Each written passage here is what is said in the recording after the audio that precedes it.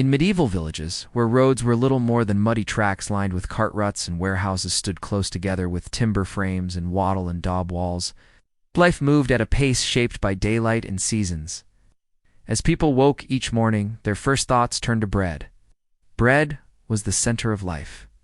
The morning meal, though simple, always included bread in some form. It could be coarse rye bread, dark and dense, or a lighter wheat bread if the harvest had been good and taxes were not too heavy that year. A woman would wake before dawn to knead dough prepared the night before. She would turn the heavy mass over and over on a floured board, pressing with the heels of her hands until the sticky softness became smooth and pliant. The smell of yeast and grain filled the dim room, lit only by a rush candle flickering in its iron holder. There was a quiet rhythm to bread making, the gentle creak of the table beneath the kneading, the whisper of flour as it fell like pale dust onto the board, and the sound of firewood crackling in the small hearth nearby. Children, still sleepy, would watch from straw pallets on the floor, eyes half closed, listening to the comforting sounds of their mother preparing the day's bread. But even this simple task carried with it beliefs, warnings, and customs that shaped each motion. Bread was sacred. It was life itself, from seed to harvest to flour to dough to crust, and it had to be treated with care. No medieval person would ever place a loaf of bread upside down on a table. To us today it might seem like a meaningless detail, but to them, an upside-down loaf was an invitation to misfortune. Some said it would bring hunger to the home. Others said it would invite evil spirits or death. The belief was so strong that bakers in towns kept strict watch to place each loaf upright on their shelves. In some regions, an upside-down loaf meant the baker had baked it for the executioner. So leaving bread in that position brought the shadow of death upon the household. So each morning, when the woman lifted her baked loaves from the hearth oven, she turned them gently and placed them right side up on the wooden board, brushing crumbs away with careful fingers. Bread was never to be wasted. If a crumb fell to the floor, children were taught to pick it up, kiss it, and eat it. Waste was sin. Bread was God-given. This belief was not only religious but practical. Flour was precious. Grain was taxed heavily, milled at the Lord's mill for a fee, and stored with care to avoid mold or rats. Each crumb represented the sweat of plowmen, the prayers for rain and sun, the bending of backs at harvest time, and the long hours of grinding and sifting. Alongside bread on the table was another powerful element: salt. In small wooden bowls or wrapped in scraps of cloth, salt sat ready to be pinched and sprinkled over meals, preserved meat and fish. It flavored dull stews, was valuable enough to be taxed, carried long distances by traders with pack horses, and stored away like treasure in monasteries and castles. Salt, too, carried superstitions. If salt was spilled, it foretold tears. A person who spilled salt would gather a pinch and toss it over their left shoulder. The explanation given was that evil spirits lurked behind the left side, waiting to cause harm, and the salt would blind them or drive them away. In the dim kitchens of medieval cottages, the morning quiet was often broken by the soft voices of women praying or muttering blessings as they worked. A woman might say a small rhyme under her breath as she salted the morning porridge or set the bread on the board. These blessings were not grand prayers, but everyday whispers meant to keep bad luck at bay. When guests arrived, it was common to offer them bread and salt as a welcome. This gesture showed hospitality, trust, and honor. Bread gave life, salt preserved life. Together they created a bond of peace between host and guest. Refusing bread and salt was an insult, almost a curse upon the home. Salt was also used to protect newborn babies. After birth, midwives sometimes placed a small pinch of salt in the baby's cradle, or sewed it into the hem of the infant's gown, to keep away evil spirits. It was believed that dark forces, jealous of new life, hovered near cradles, and salt would keep them at bay. Bread and salt played roles in marriage too. At wedding feasts, a new bride and groom might share a piece of bread dipped in salt as their first meal together, sealing their bond with the gifts of the earth. On stormy evenings, when thunder rolled over the village and lightning flickered like ghostly swords across the sky, families would gather near the hearth.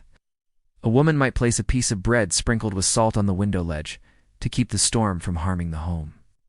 Children watched as she pressed the bread there, whispering words that blurred into the rumble of thunder.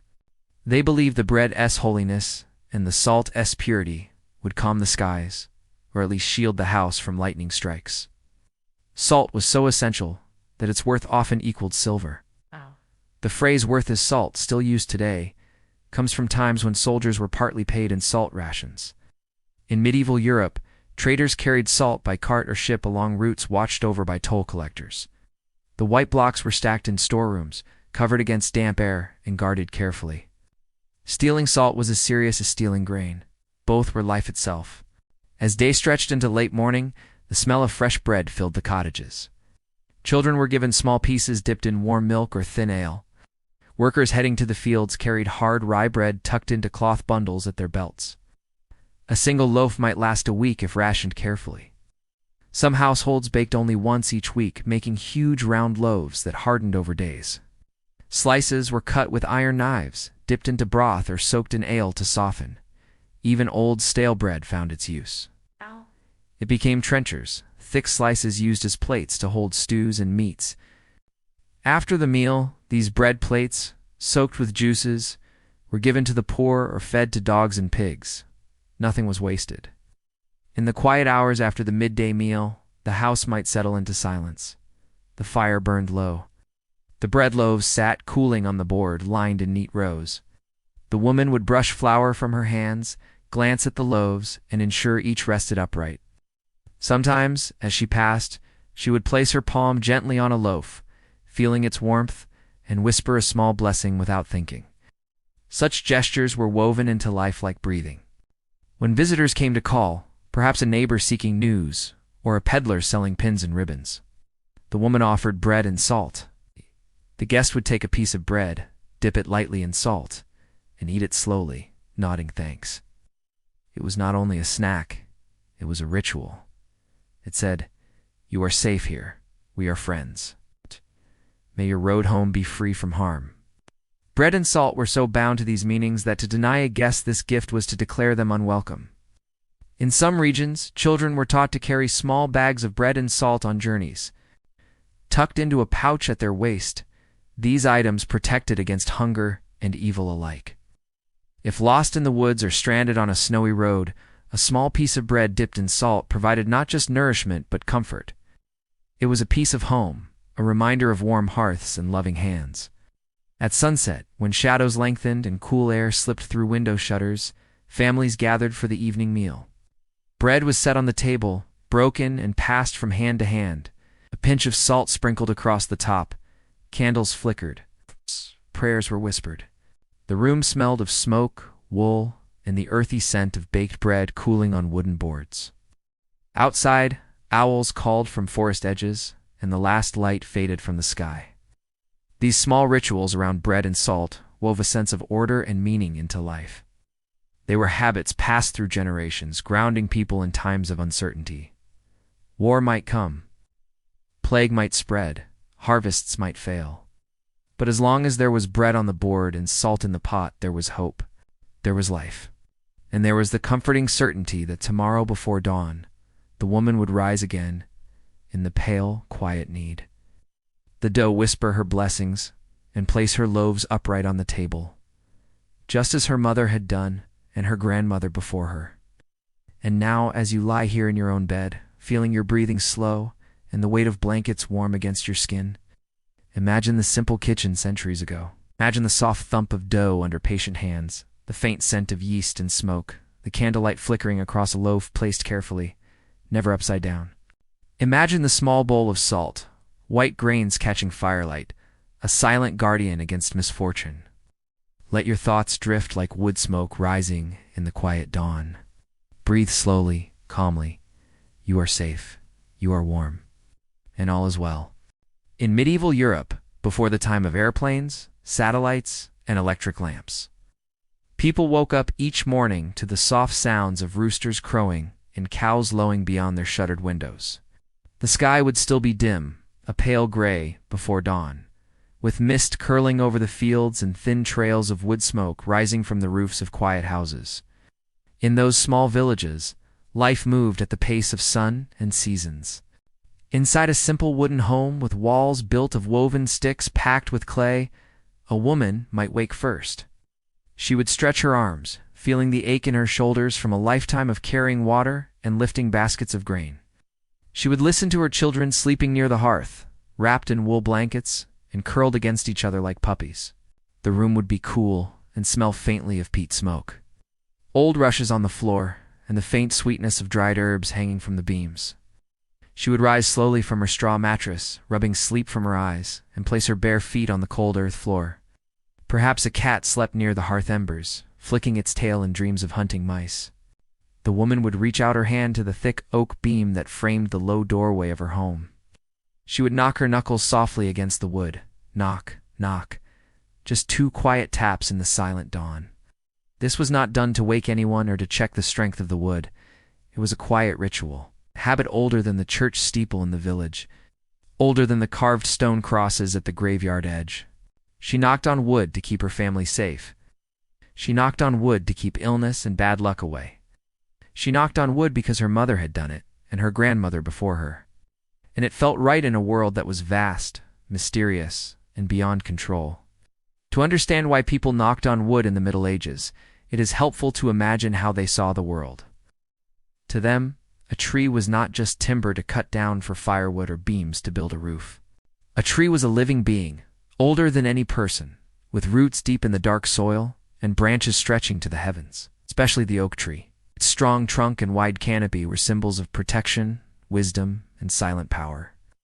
Many people believed that spirits lived in trees, not ghosts in the frightening sense, but quiet spirits of nature. The tree itself was a kind of home for unseen beings who watched over the land, the animals, and the people. Even after the tree was cut down, its wood was believed to keep some of that life within it. So when a woman knocked on the oak beam of her doorway, she was greeting that spirit. She was asking for continued blessings. She was saying, "Thank you for keeping my children safe through the night. Please keep watching over them today." People knocked on wood not only to give thanks, but also to avoid drawing the attention of jealous spirits. If someone spoke aloud about good luck, like a healthy harvest, a child recovering from fever, or a journey completed without harm, they feared evil spirits might hear and decide to take that luck away. So they knocked on wood to hide their words, to cancel out the boast before harm could come. It was like saying, "I do not mean to brag. Please let this fortune remain." In their minds, it was better to be humble and cautious. Life was already so fragile. Illness could come overnight. Rain could ruin crops. Fire could take an entire village in an hour. Knocking on wood was a small way to feel safer in a world full of sudden change. This knocking habit extended to many places. When villagers arrived at church, they often knocked on the heavy oak doors before entering. Today we might think they were checking if the door was open. But back then, it was an act of respect, a way of greeting the holy place and the spirit of the wood itself. They believed it was polite to knock before entering, just as one would knock before stepping into another person's home. It was a silent prayer, a way to say, "I come here with a pure heart. Please let me enter." Each day these small gestures were woven into life like the threads in a linen cloth. In the morning, the woman would knock on the doorway beam. At midday, her husband might return from tending sheep on the hills. Before stepping inside, he would knock twice on the wooden lintel. Knock, knock, just 2 firm taps, way to brush off any evil that might have followed him home from the lonely moors. In the evening after supper, the grandmother might sit near the hearth, telling stories to the children. Stories of the old days, of great oak trees where fairies danced, of spirits who guarded streams and wells. Whenever she spoke of fortune or blessings, she would pause, lift her gnarled hand, and knock her cane softly against the floor. Knock, knock, just in case. Even at bedtime, knocking played its part. Some believed that tapping the wooden bedpost before sleep would keep bad dreams away. Others said it reminded the wood to stay strong through the night, to hold their weight without breaking. They felt that wood, though cut from the tree, remained alive in some silent way. Its spirit heard their fears and hopes, like a quiet companion that asked for nothing in return but respect. These beliefs were not seen as silly or childish. They were normal parts of life. They helped people feel connected to the land around them. When they knocked on wood, they felt the rough grain under their fingers. They felt grounded and safe. They felt less alone. In those days, darkness came early. Candles were precious. Nights were long and cold. Wolves howled beyond the village edge. Bandits roamed the roads between towns. Illness spread quickly when there was little to eat in late winter. People did not have science to explain germs or weather patterns, but they had rituals. They had knocks on wood. They had prayers whispered into the beams of their homes, and these small acts gave them peace. Today, when we say knock on wood, we are echoing those distant voices. We are repeating words and gestures from a time before electricity and engines, before printed books and glowing screens. We still say it when we hope to avoid jinxing something. We knock on desks, doors, or tables and smile, not thinking much about why. But in the Middle Ages, it was serious. It was a prayer, a greeting, and a shield. Imagine yourself now, lying in your own bed, warm and comfortable, with blankets softer than any medieval wool. The house is quiet around you. Perhaps you hear a car passing outside, or the low hum of your heater. For a moment, think of the woman in her cottage centuries ago, rising before dawn to tend her children, pausing at the door and knocking softly on the oak beam. Knock, knock. In that small sound was her hope, her faith, and her wish to keep those she loved safe for one more day. And as you rest here tonight, breathing slowly, calmly, perhaps you feel your own desire to be kept safe, to protect your home and the people you care about. Perhaps tomorrow, when you mention your good fortune, you will find yourself gently knocking your knuckles against the wood beside you. Knock on wood. Sleep now, knowing you were part of a long, unbroken chain of hands that touched wood in gratitude and hope, stretching back through centuries of silent dawns and candlelit nights. Knock, knock, and all is well. In the quiet mornings of medieval villages, when the first pale light filtered through the wooden shutters and the fires were stirred back to life with gentle hands, people listened to the sounds outside their homes, the bleating of sheep in distant pens, the soft lowing of cows waiting to be milked, the restless clucking of hens under their thatched roosts. But among these familiar sounds were others that carried meanings beyond simple animal calls. For medieval people, birds were more than creatures of feather and bone. They were messengers, omens, and watchers of unseen worlds.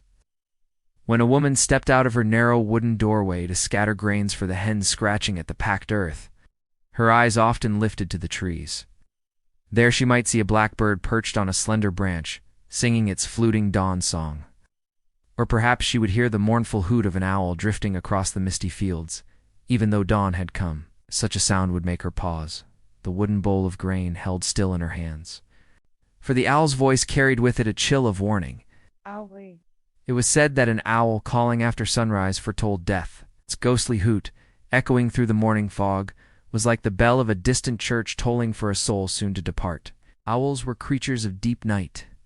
They hunted in darkness, their broad wings silent as they glided between trees. Their large eyes shone with a pale, unearthly glow when firelight or moonlight caught them. In villages, people believed owls were connected to the spirit world. Some thought they carried souls of the dead upon their wings. Others whispered that owls themselves were witches in animal form, flying through the shadows to spy upon homes. Because they saw what humans could not see and moved where humans dared not go, owls were both feared and respected. When an owl hooted from the forest near a cottage, mothers would quickly cross themselves and whisper prayers for protection. Fathers would spit upon the ground 3 times to ward off evil. Children would be told to stay silent until the sound passed. Even if no death followed, the memory of that lonely hoot lingered in minds for days. Not all birds brought such dark thoughts. Some carried more gentle meanings. The robin, with its bright red breast, was seen as a bird of good fortune. Stories told of the robin shielding Christ from the cold with its tiny body, earning its red feathers from a drop of holy blood. When a robin hopped into a cottage pecking at crumbs near the hearth, it was said to bring blessings upon the home. No one would chase it away. Instead, they would quietly watch its bright eyes flick from side to side, its small beak picking at breadcrumbs scattered on the worn wooden floor. The magpie, black and white with sharp eyes and raucous call, carried more complex meanings. It was said that seeing a single magpie brought sorrow, while 2 brought joy. 3 meant a girl, 4 meant a boy, 5 was silver, 6 was gold, 7 was a secret never to be told. Children chanted this rhyme as they walked to gather firewood or fetch water from the village well. If a single magpie flew overhead, they would quickly spit over their left shoulder or salute it to break the bad luck. Magpies were known to steal shiny objects, carrying off thimbles, pins, and even small coins left unattended. People believed the magpie's habit of hoarding treasures was a sign of its connection to secret worlds. Some thought it carried messages between witches. Others said it guarded the keys to hidden knowledge. Crows and ravens, black as coal with intelligent, watchful eyes, brought different feelings. They gathered on rooftops, cawed from bare tree branches, and walked with slow, deliberate steps across fields of stubble after harvest. Their cries were harsh, echoing through the cold air. Seeing a crow alone was an omen of misfortune, especially if it perched upon the roof of a house. Two crows together, however, were said to bring good news. Ravens were larger and carried an even deeper mystery. In stories told beside the hearth on winter nights, people spoke of ravens as birds that saw all things, who perched on the shoulders of ancient gods, whispering secrets of the world. When a family heard a raven croaking near their home, they might recite a small rhyme to turn its meaning from ill to good. One such rhyme, spoken softly under breath, was, "Good day to thee, raven, good day to thee. Carry not my soul away, but bring me news of fortune today." These small spoken charms were part of daily life, never written down, only passed from mother to daughter, father to son, for generations. Sparrows, small and quick with feathers the color of dust and wheat husks, were seen as symbols of humble life. They lived close to people, nesting in eaves and thatch, chirping from dawn until dusk. Sparrows reminded people of God's care for even the smallest creatures. As the Bible said, "Not a single sparrow falls without God knowing." Seeing sparrows fluttering around the yard as dough was kneaded or butter churned gave women a quiet sense of peace. Swallows brought hope. Their forked tails and swift flights marked the arrival of spring. When swallows returned to nest under roof eaves after the cold months, people believed it meant good harvests ahead. If a swallow built its nest upon your house, it was said to bring blessings for the year. No one would ever harm a swallow or knock down its nest, for doing so brought ruin upon the household.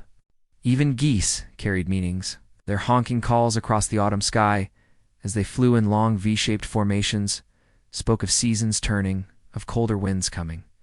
Their migration was a calendar in the sky. People would pause in fields, lean upon wooden rakes or sides, watch the geese fly overhead, counting them softly and noting the direction of their flight. Peacocks, though rare, were feared for their feathers. The eye-like markings on each plume were seen as symbols of the evil eye. Bringing peacock feathers into a home was avoided. Even to speak of peacock feathers was thought to invite envy or misfortune. Pigeons and doves, gentle and soft in color, cooed from church towers and roof beams. They were symbols of peace and purity. Seeing a white dove land near a home brought comfort. It meant the household was under divine protection. During weddings, if doves flew overhead, people whispered that it was a sign of a happy marriage to come. Throughout each day, people watched birds carefully. Their calls, flights, and habits shaped small choices. If a bird flew in through the open door, it was quickly guided back out again, for such a visit meant death would come to the house unless the bird left freely. If a rooster crowed at night, it was said to announce a ghost walking nearby. Families would stay silent, listening to the rooster's sudden, echoing call cutting through the dark. At dusk, as shadows lengthened and the last light burned gold across low cottage roofs, birds gathered to roost. Sparrows tucked themselves under thatch. Starlings flocked in twisting clouds before settling upon bare branches. Owls awoke in hollow trees, blinking large round eyes and turning their heads with slow, silent grace. The village grew quiet, except for these evening bird sounds, weaving into the soft noises of cows shifting in stalls and sheep bleating softly in pens. As people prepared for sleep, they remembered the calls they had heard that day. Each sound carried meaning. Each flight carried a whisper of fate. For them, birds were not just part of nature. They were threads woven into the fabric of life, guiding choices, giving warnings, and bringing comfort in their small, feathered presence. And now, as you lie here in your own warm bed, breathing softly, eyes growing heavy with sleep, imagine the quiet village dusk. Imagine a woman pausing as an owl calls across the fields, her hand resting on a wooden doorframe, feeling the cool grain of the wood beneath her fingers. Imagine the flickering candlelight casting shadows upon beams blackened by years of smoke. Outside, a magpie hops along a mossy fence, tilting its head to the side as if listening to secrets only it can hear. The air is cool. The world is silent, except for the soft sounds of wings beating against twilight. Breathe in slowly, feeling calm. Breathe out, letting the quiet of that long-ago evening wash over you. Birds flying across gray skies, owls hooting softly, sparrows chirping at dawn, magpies calling sharp and bright. Their voices carry meanings lost to time, but their songs still drift in your dreams, gentle as sleep itself. Rest now, with only the peaceful echo of feathers in flight to guide you deeper into slumber. In the quiet rooms of medieval cottages before the sun had risen above the low, thatched roofs before the chickens had begun to scratch the earth for seeds and insects, people dressed themselves in garments, made from wool and linen rough against their skin, yet woven with care. Getting dressed each morning was not simply a matter of warmth and modesty. Each piece of clothing carried with it small beliefs, silent warnings, and rules learned from parents and grandparents. A woman rising before dawn would slip her feet from under a coarse wool blanket and place them on the cool, packed earth floor. She would pull her shift down over her knees, feeling the smoothness of linen worn thin over years of washing against the roughness of her skin. She might then reach for her shoes, simple leather pieces bound with thin cords, shaped from tanned hides by the village cobbler. Before slipping them onto her feet, she would check them carefully, turning them upright and placing them side by side in quiet precision. For shoes placed upside down were said to bring bad luck. Some places, people believed that leaving shoes inverted invited illness into the house, that sickness might slip into the soles and climb into a sleeping body in the night. So shoes were always set upright near the door or by the hearth, never tossed carelessly or left lying on their sides. When a husband returned home from tending sheep on high hills, he would remove his shoes with care, knocking the earth from their soles against the stone step before setting them beside the door toe to heel upright and neat. Such small habits were woven into each day without thought, yet behind them lay centuries of quiet caution, learned through watching, listening, and remembering. Clothing itself carried meaning. In some regions, it was said that wearing green was unlucky. Green was the color of fairies, of spirits who lived beyond the hedgerows and forest shadows. A girl wearing green might draw their attention. They might steal her away, leaving only a glamour in her place, a hollow echo of who she was. So on feast days, when girls dressed in their best kirtles and bodices, they often avoided green cloth, choosing red or blue or simple unbleached linen. Those who did wear green might sew a small iron charm into the hem to protect against fairy mischief. Needles were tools of daily life, their sharp points guiding thread through cloth to mend tears or shape new garments. Yet even these small objects carried warnings. Women were told never to thread a needle at night, for doing so was said to weave their own shroud. Each stitch sewn after sunset brought death one step closer. So sewing was left for daylight hours when the sun shone through small windows and lit the room with gold, and when darkness fell, women set aside their needles and threads, folded their cloth neatly, and placed it upon a shelf until morning returned. Carried silent cautions. A woman brushing her hair after dark was thought to invite sorrow into the house. It was said that combing hair by candlelight would call wandering spirits to watch, drawn by the glimmer of gold or brown strands in the flickering flame. So hair was braided or covered with a linen cap before sunset, tucked away under fabric to keep both modesty and fortune intact. Children learned these habits early. A mother might scold her daughter for brushing her hair after dusk or threading a needle by candlelight. Her voice would be gentle but firm as she said, "Put that away now, child. Let the moon have its own weaving tonight." Boys, too, learned to place their shoes upright, to set aside their work before night deepened, and to listen to the soft warnings spoken by parents in kitchens dim with smoky lamplight. Even the order of dressing mattered. Putting on the left shoe before the right could bring bad luck for the day. Men seated upon narrow wooden benches would bend and slip their right shoe on first. Then the left, tying thin leather thongs with calloused fingers that smelled faintly of sheep's lanolin and old earth. If they forgot and reversed the order, they might pause, untie their shoes, and begin again, just to be certain no misfortune followed them out the door. Cloaks and mantles worn for warmth against chill winds were hung with care. Letting a cloak drag upon the floor was seen as disrespectful to the fabric, and to the blessing it carried of warmth and protection. Cloth was precious. Each woven thread represented hours of spinning.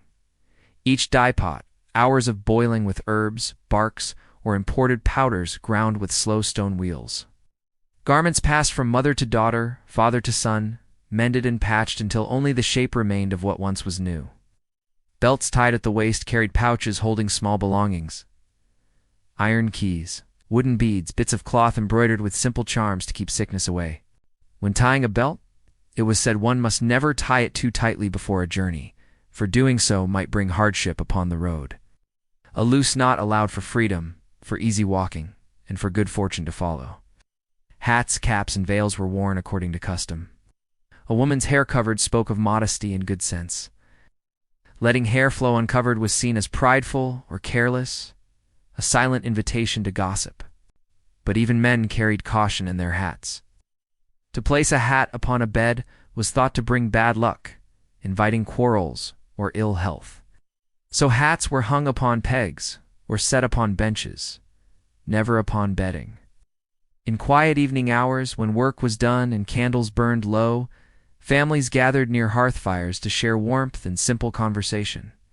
Children curled against each other, listening with heavy eyelids as parents spoke of fields, weather, neighbors, and small beliefs learned from those before them.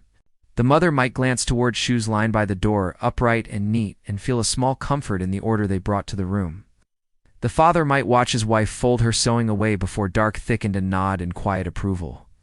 These small habits held their lives together, threads weaving a tapestry of caution and hope, belief and care. Outside, the village lay silent beneath a dark sky scattered with cold, distant stars. Dogs curled in straw slept with tails wrapped over noses. Owls glided between shadowed trees.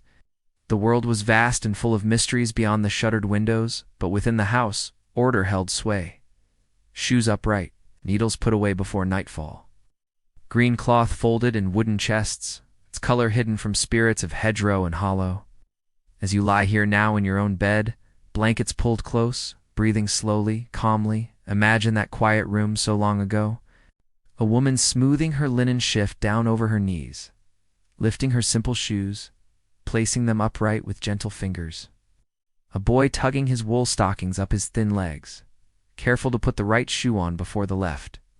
A mother brushing her daughter's hair in morning light, braiding it away from her face, before the sun reached its height. Each small act carried meaning. Each gesture shaped by caution, faith, and the desire to keep bad luck far from the small wooden house with its low, dark beams and narrow doorway. Breathe in slowly, letting your chest rise with calm air. Breathe out, feeling warmth spread through your body, your arms, your hands, your feet. Imagine the quiet of dawn before work begins, the soft rustle of cloth, the whisper of leather soles upon earth floors, the gentle hush of voices speaking warnings with love. Let sleep drift over you like a well-worn cloak, comforting, protective, wrapping you in the simple, careful peace of a world, where each shoe placed upright, each thread tied before dusk, carried with it the silent hope for one more day of safety and quiet life. In the dim quiet of early morning, when the first hints of dawn lightened the darkness beyond small wooden windows, people rose from their beds, made of straw and wool, and prepared for the day. There was little hurry, only a slow gathering of energy as sleep left their limbs and thoughts returned to tasks ahead. Even in these simple routines of washing faces with cool water poured from clay jugs, combing hair, and trimming nails, small beliefs guided each action, shaping choices with silent caution. A woman might sit upon a low wooden stool near the hearth, holding a comb carved from bone. She would draw it slowly through her long hair, dark and heavy with the oils of sleep. Each stroke untangled knots formed during restless dreams, but she would do this combing only in daylight. Brushing or combing hair after sunset was said to call wandering spirits. It was whispered that when hair glowed in candlelight, spirits were drawn to watch, curious and hungry for warmth and life. Some believed that combing hair in darkness allowed illness to slip into the strands, carried later to the scalp and into the body, bringing fever that no herbs could cure. So as evening settled and candles flickered upon tables, combs were set aside until morning light returned. Children learned these cautions early. Little girls with hair the color of ripe wheat sat quietly, while mothers plaited their braids before the sun dipped behind trees. Boys with shorter hair felt the quick tug of a comb through their rough locks as daylight lingered. A mother's voice would murmur softly, "They're now all done. No need to call spirits tonight." Such words floated into the quiet rooms like drifting feathers, shaping habits that lasted lifetimes. Nails to carried beliefs. Trimming fingernails or toenails was never done on Fridays. In many places, Friday was a day of quiet sorrow, remembering the crucifixion. Cutting nails on that day was thought to bring bad luck upon the house, sometimes even death within the family. Some said it weakened the body's protection against illness. Instead, nails were trimmed on other days, with the small curved clippings gathered and burned in the hearth fire or buried beneath kitchen ash. Leaving nail clippings scattered was dangerous. They might be picked up by those who practiced charms used to curse the person they came from. In hushed conversations by smoky hearths, women told stories of neighbors falling ill because a jealous rival gathered their nail clippings, mixed them with graveyard dirt, and buried them beneath a threshold to bring sickness into their bones. Hair clippings carried the same caution. When hair was cut, the strands were gathered carefully, twisted into small bundles, and burned or buried. Some families tucked hair clippings into cracks of stone walls or under wooden beams, hidden from eyes that might wish harm. It was said that if a bird found your hair and wove it into its nest, you would suffer headaches until the nest fell or the hair rotted away with rain. So women combing their hair each morning gathered fallen strands and burned them in the hearth flame. Watching the dark wisps curl into faint smoke that rose and vanished into soot-dark beams above, children sometimes asked, "Why must we burn hair and nails?" Mothers would reply softly, "Because what was once part of you carries your spirit still. You must keep it safe from those who would use it against you." Their voices were calm, neither fearful nor angry, simply certain, shaped by generations of quiet belief. Bathing to carried small customs. Full immersions in water were rare, save for feast days or midsummer rituals. But daily washing of faces and hands was common. Before washing, a person might whisper a blessing over the water, tracing a small cross with their finger upon its still surface, asking that it carry away illness and evil. Washing hair was done with caution. Some believed washing hair on certain days, like Sundays, could wash away good fortune for the week ahead. Others avoided washing hair during moon waning, for as the moon shrank, so too would the strength of hair roots, leading to thinning and loss. Washing hair while the moon waxed was thought to bring thick growth, each strand strong and healthy like young willow branches swaying in spring wind. Our ears carried it. You mean me too. If the left ear burned or tingled, it was said someone spoke ill of you. If the right ear burned, someone spoke well. When a child complained of a burning ear, a grandmother might smile and say, "Someone is thinking kindly of you, little one," or, "Hush now, someone's gossip will fade like smoke by morning." Such words soothed fears, weaving small beliefs into comfort. Even eyebrows held superstition. 2 eyebrows that met in the middle were a sign of strong will or secret knowledge. Some said such people could see spirits. Others said they carried misfortune with them. People watched the faces of neighbors carefully, reading their brows, their eyes, their mouths for signs of what lay beneath simple words. Ow. Teeth, too, were linked to omens. Dreaming of teeth falling out was said to foretell a death in the family. Losing a tooth in waking life was not only painful, but worrisome. Children losing milk teeth were told to place them under their pillow or throw them onto the roof while reciting small rhymes, asking birds to bring them strong new teeth in return. A common rhyme spoken softly while tossing a tooth onto thatch was, "Take this tooth, bring me a stronger one, white as milk and hard as stone." As small teeth nestled into mossy thatch or wooden beams, mothers smiled quietly, hoping the charm would work, keeping these beliefs alive like embers glowing beneath ash. In evening hours, when candles burned low and shadows gathered in corners of small rooms, families settled into silence.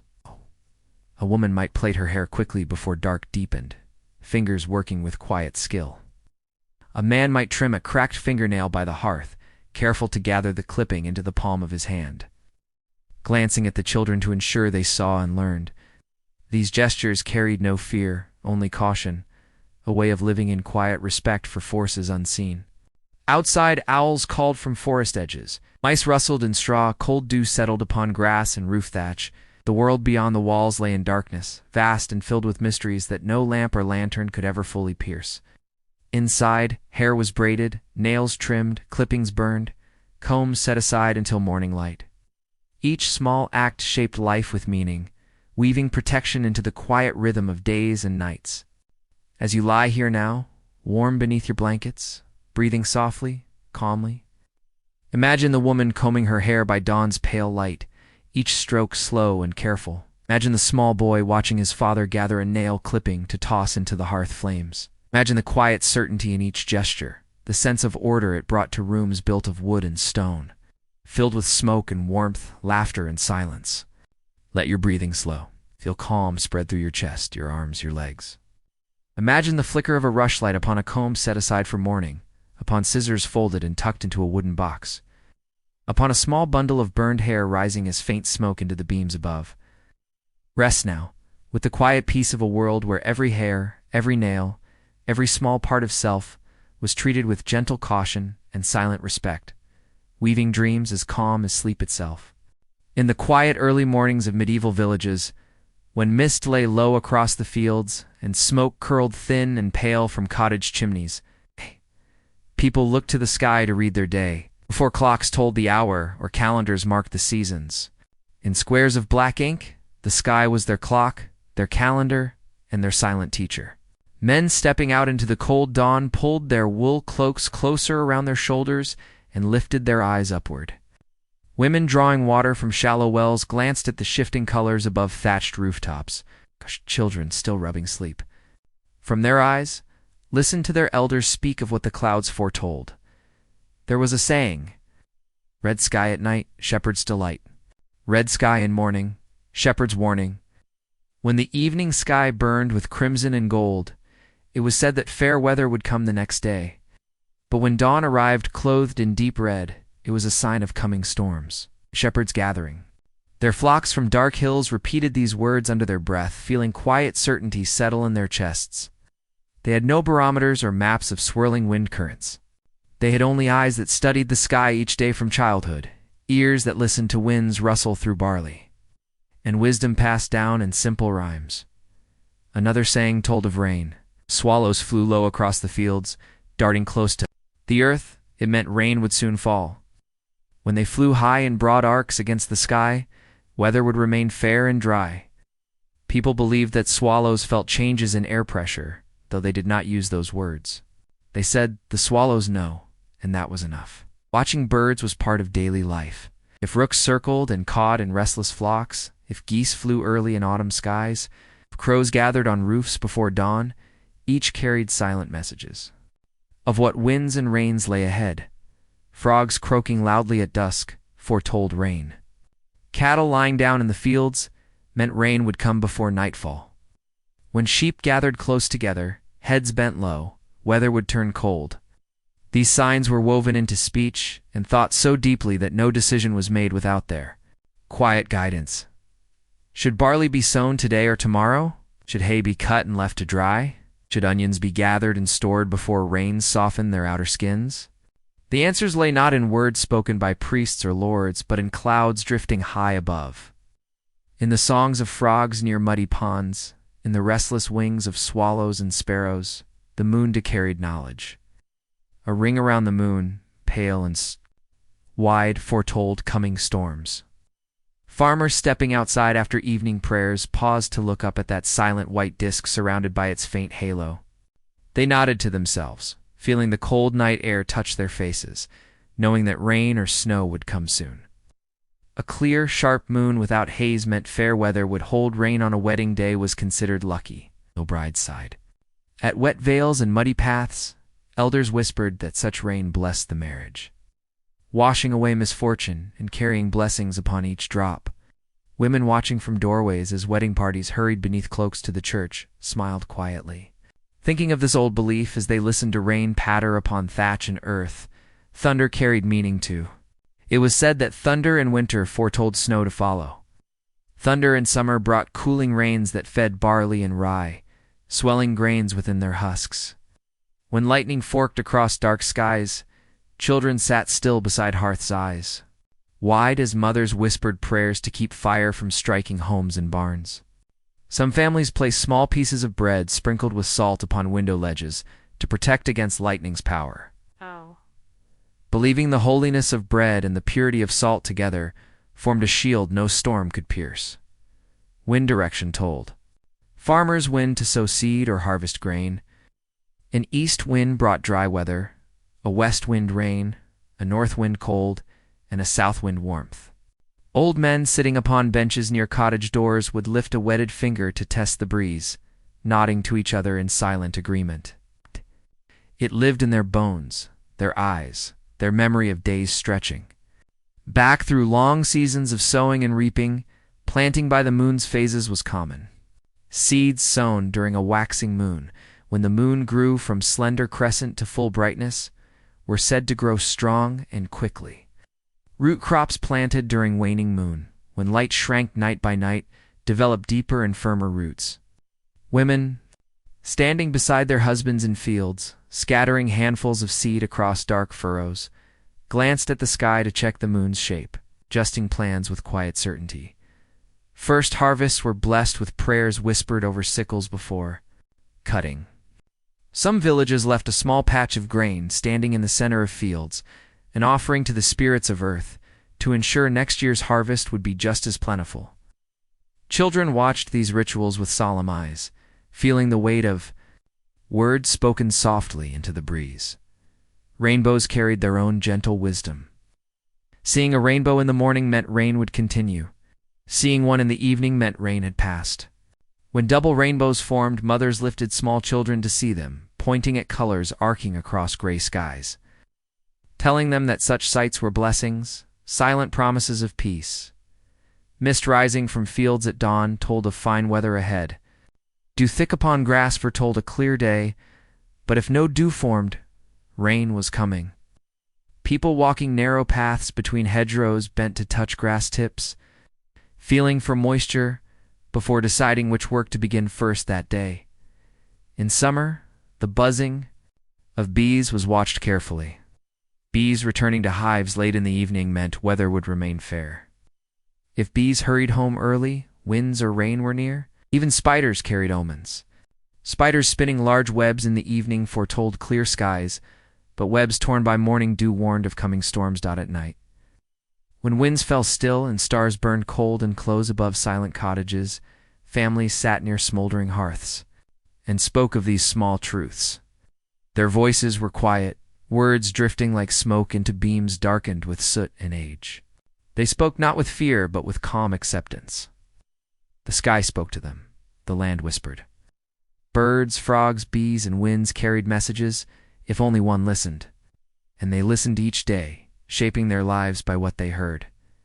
As you lie here, now, warm beneath blankets, breathing softly, calmly, imagine the quiet dawn of a village waking. A man stands in a doorway, feeling wind brush against his cheek.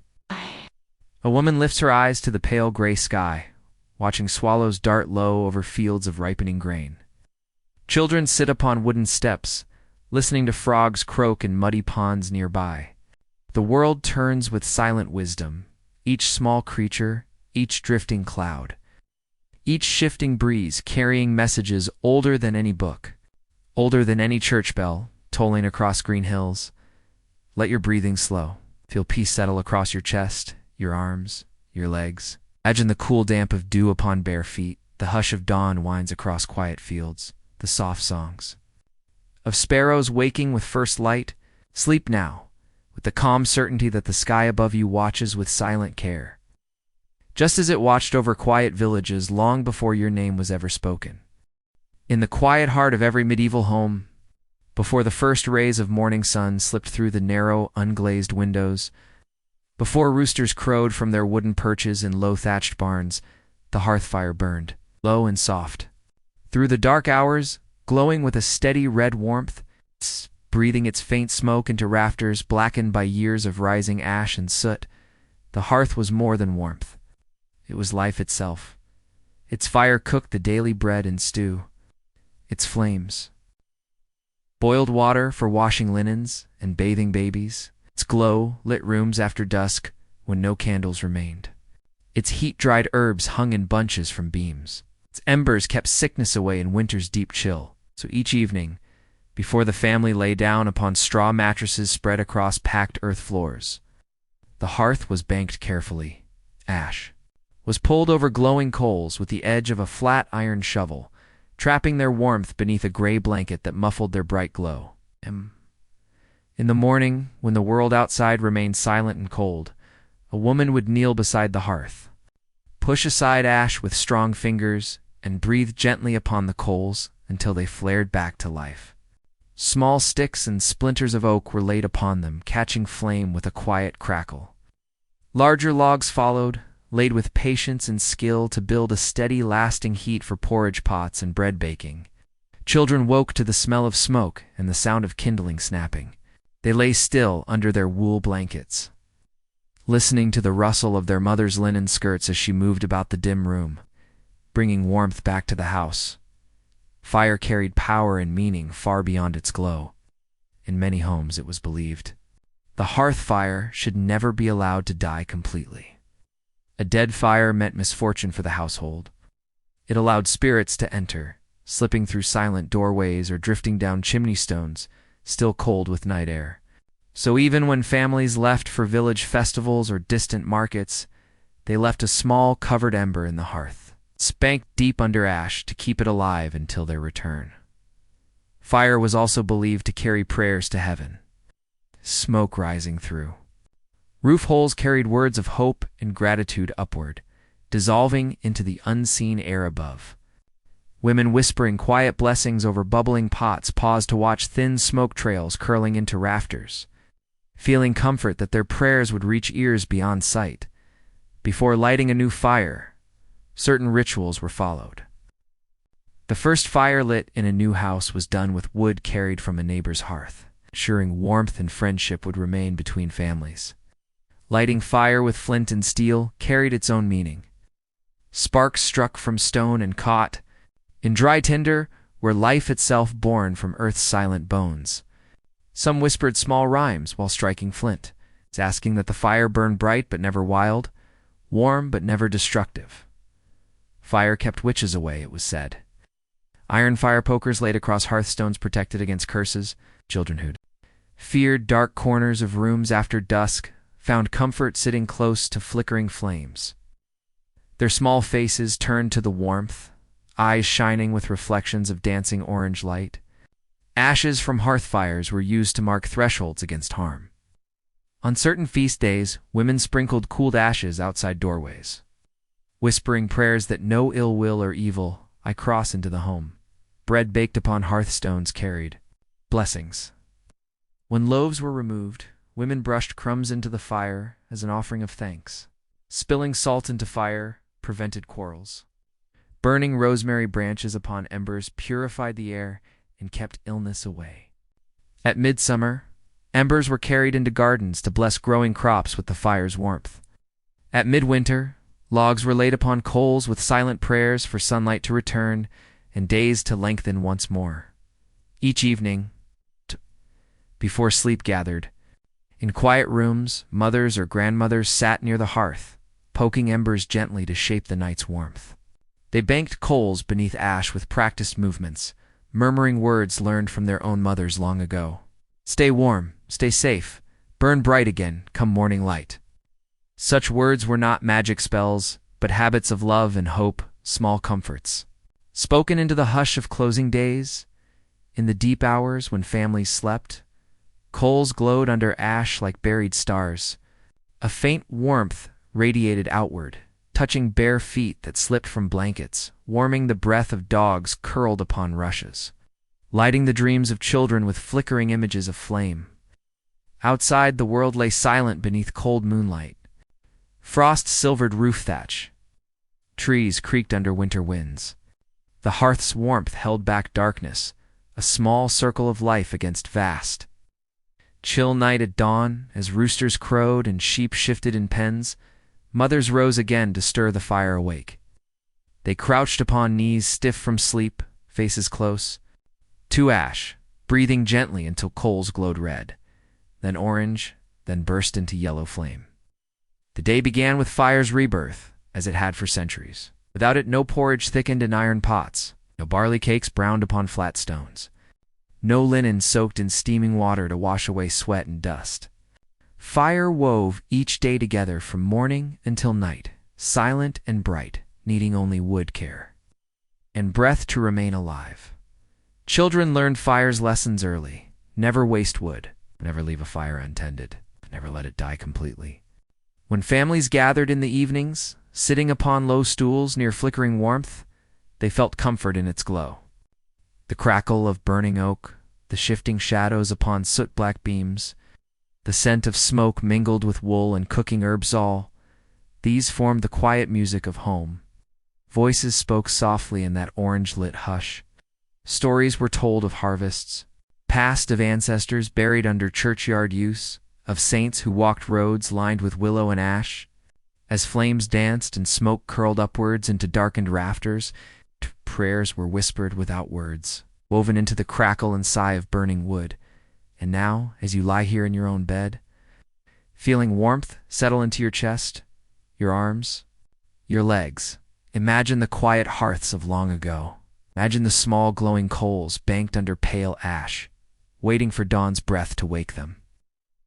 Imagine a mother kneeling upon packed earth, hair falling across her cheek as she bends close to embers, whispering a small rhyme to bring flame back to life. Imagine the faint warmth upon bare feet, the smell of wood smoke curling into beams darkened by years. Let your breathing slow. Feel the calm peace of fire's quiet presence, the silent comfort of a hearth that burns softly through long dark hours, holding back night with its small, steady glow.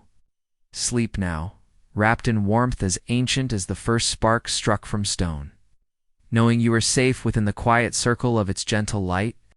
In the quiet hours after dusk, when the last flickers of daylight faded beyond hedgerows and trees stood in silent black shapes against a darkening sky, families gathered around hearths to share warmth before sleep.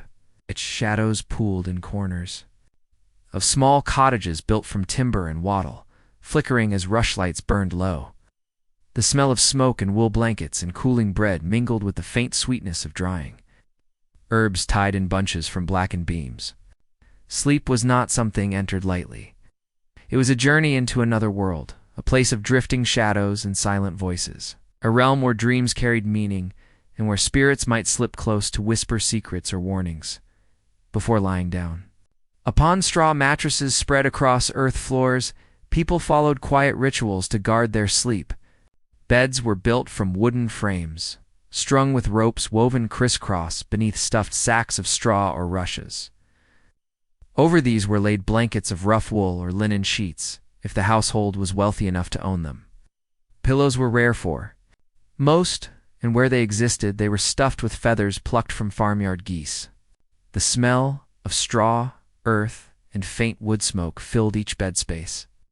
Comforting in its simple familiarity, people believed that the way one slept could shape fate.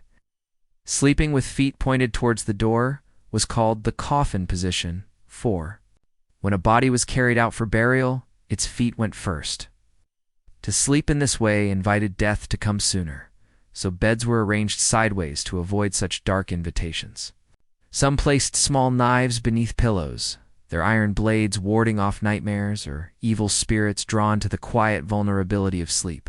Others tucked sprigs of rosemary or lavender between sheets, believing the sharp herbal scent kept sickness away and brought calm dreams untouched by wandering spirits. Dreams were not considered meaningless flickers of thought, or messages, omens, glimpses into hidden truths. A woman dreaming of teeth falling out woke in the morning with quiet dread, for it meant a death in the family. Dreaming of muddy water foretold illness, while clear water brought hope of healing. If someone dreamt of losing hair, it meant poverty would come. If they dreamt of fish swimming in still water, it foretold pregnancy. Elders spoke softly of Dreams as though handling delicate clay pots, careful not to break their silent meanings. Children asked, "Why do dreams tell us things?" Mothers replied quietly while braiding hair before dawn. Light brightened the room, because sleep carries us. Two places our waking eyes cannot see. There we are shown truths in secret shapes, and gentle warnings in shifting shadows. Their voices were calm, unhurried. Each word woven with certainty, passed down through countless generations, to guard against bad dreams. Some placed a bowl of water beneath the bed. Water absorbed evil, drawing away sickness of mind and body.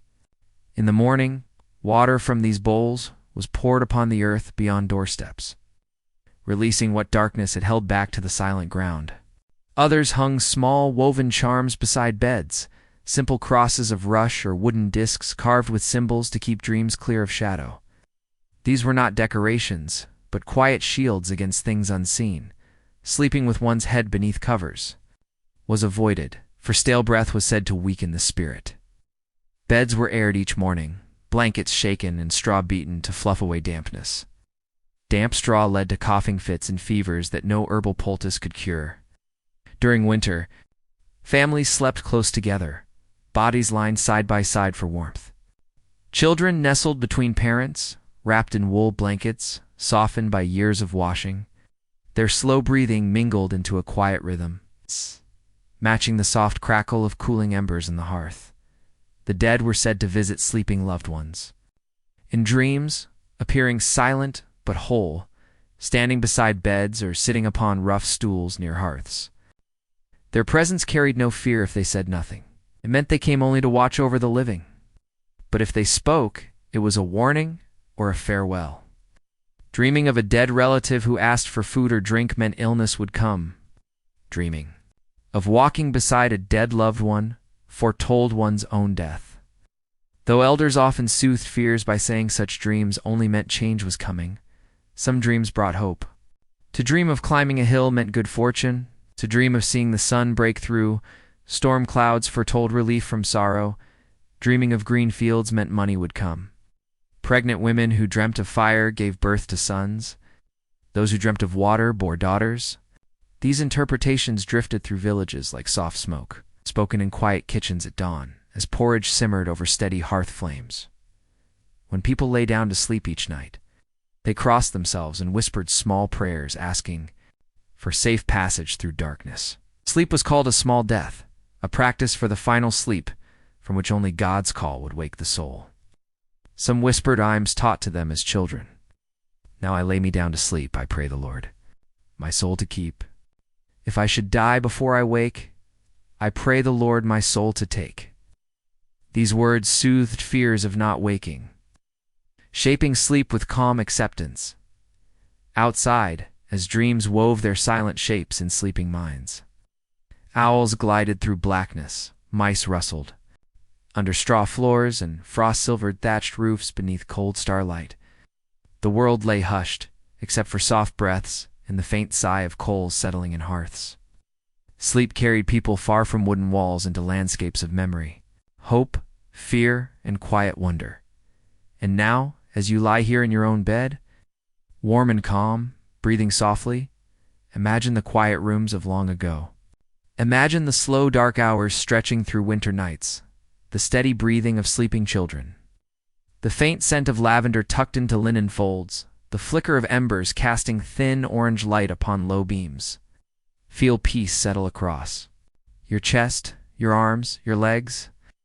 Let dreams drift towards you like silent wings in darkness, carrying only calm and quiet hope.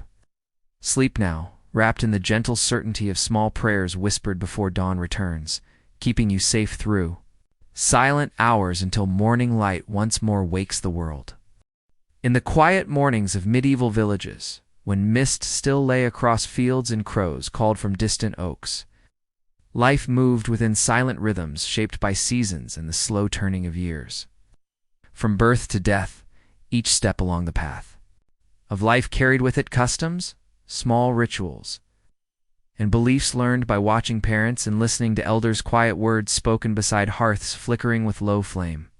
A child born into such a world arrived amid prayers and cautious hope, Birth was a moment of both fear and joy. Midwives walked narrow lanes before dawn, carrying baskets with linen cloths, clean if luck held, and herbal salves of sage, rosemary, and yarrow, to ease pain and guard against bleeding. Women labored upon straw pallets spread upon earth's floors, gripping wooden bed frames, whispering prayers to saints between gasping breaths. Fathers waited outside, pacing dirt yards with heads bowed, listening for a baby's first cry. The sound that parted fear from relief. Once born, a baby was washed in warm water steeped with rosemary or lavender to protect its small body from sickness. Salt was rubbed upon lips or into palms and soles, a shield against evil spirits that might slip through doorways to steal away new life. If a baby failed to cry at birth, women tapped souls with cool iron spoons to rouse the spirit fully into the body. Silence at birth was feared, for it meant the child might not remain long in the world. Baptism followed quickly, often within a day or two. Families feared that unbaptized babies who died lingered in sorrow at the world's edge, unable to enter heaven's quiet peace. Fathers carried their tiny sons or daughters wrapped in linen to small stone churches, where priests poured cool water over soft downy heads, speaking Latin words that sounded to families like music, like safety woven into each syllable. Godparents were chosen with care, neighbors or relatives who promised before priest and congregation to guide the child in faith. Fulfilling this promise was seen as duty and blessing, a bond extending beyond blood ties. Children grew in quiet, cycles of daylight and sleep, warmth and hunger, learning to walk upon packed earth floors scattered with rushes and fallen crumbs from coarse brown bread. Girls watched mothers knead dough, spin wool, and mend torn tunics. Boys watched fathers sharpen scythes, mend gates, and gather kindling before dawn. Frost hardened the ground. Each small task learned was another step into life's woven fabric. Elders taught children silent rules of courtesy. Always give thanks for bread. Never boast of good fortune. Knock on wood when you speak of health or harvest. Do not whistle at night, for it calls restless spirits. Small rules became habits, shaping life with unseen walls of caution and care. Marriage was the next great turning. Couples married young. A girl of 14 or 15 might stand beside a boy only a few years older, hands trembling as priests spoke solemn vows. Weddings were both holy ritual and community feast. Houses filled with the scent of roasting meats, barley bread, honeyed, ale, and sweet small cakes flavored with cinnamon if traders had passed through markets that month. Musicians with thin reeds and small drums played slow, lilting tunes as guests danced upon packed earth floors or upon grass, if spring warmth allowed. Before marriage, girls wore their hair long and uncovered, a symbol of maidenhood. Oh. On wedding days, mothers braided hair with ribbons of red or blue, weaving rosemary sprigs into folds for protection and blessing. After marriage, women covered hair with linen caps or wool veils, a sign of modesty and quiet dignity. Husbands and wives exchanged simple rings of twisted copper or iron worn upon the third finger of the left hand, for that finger was believed to carry a vein straight to the heart.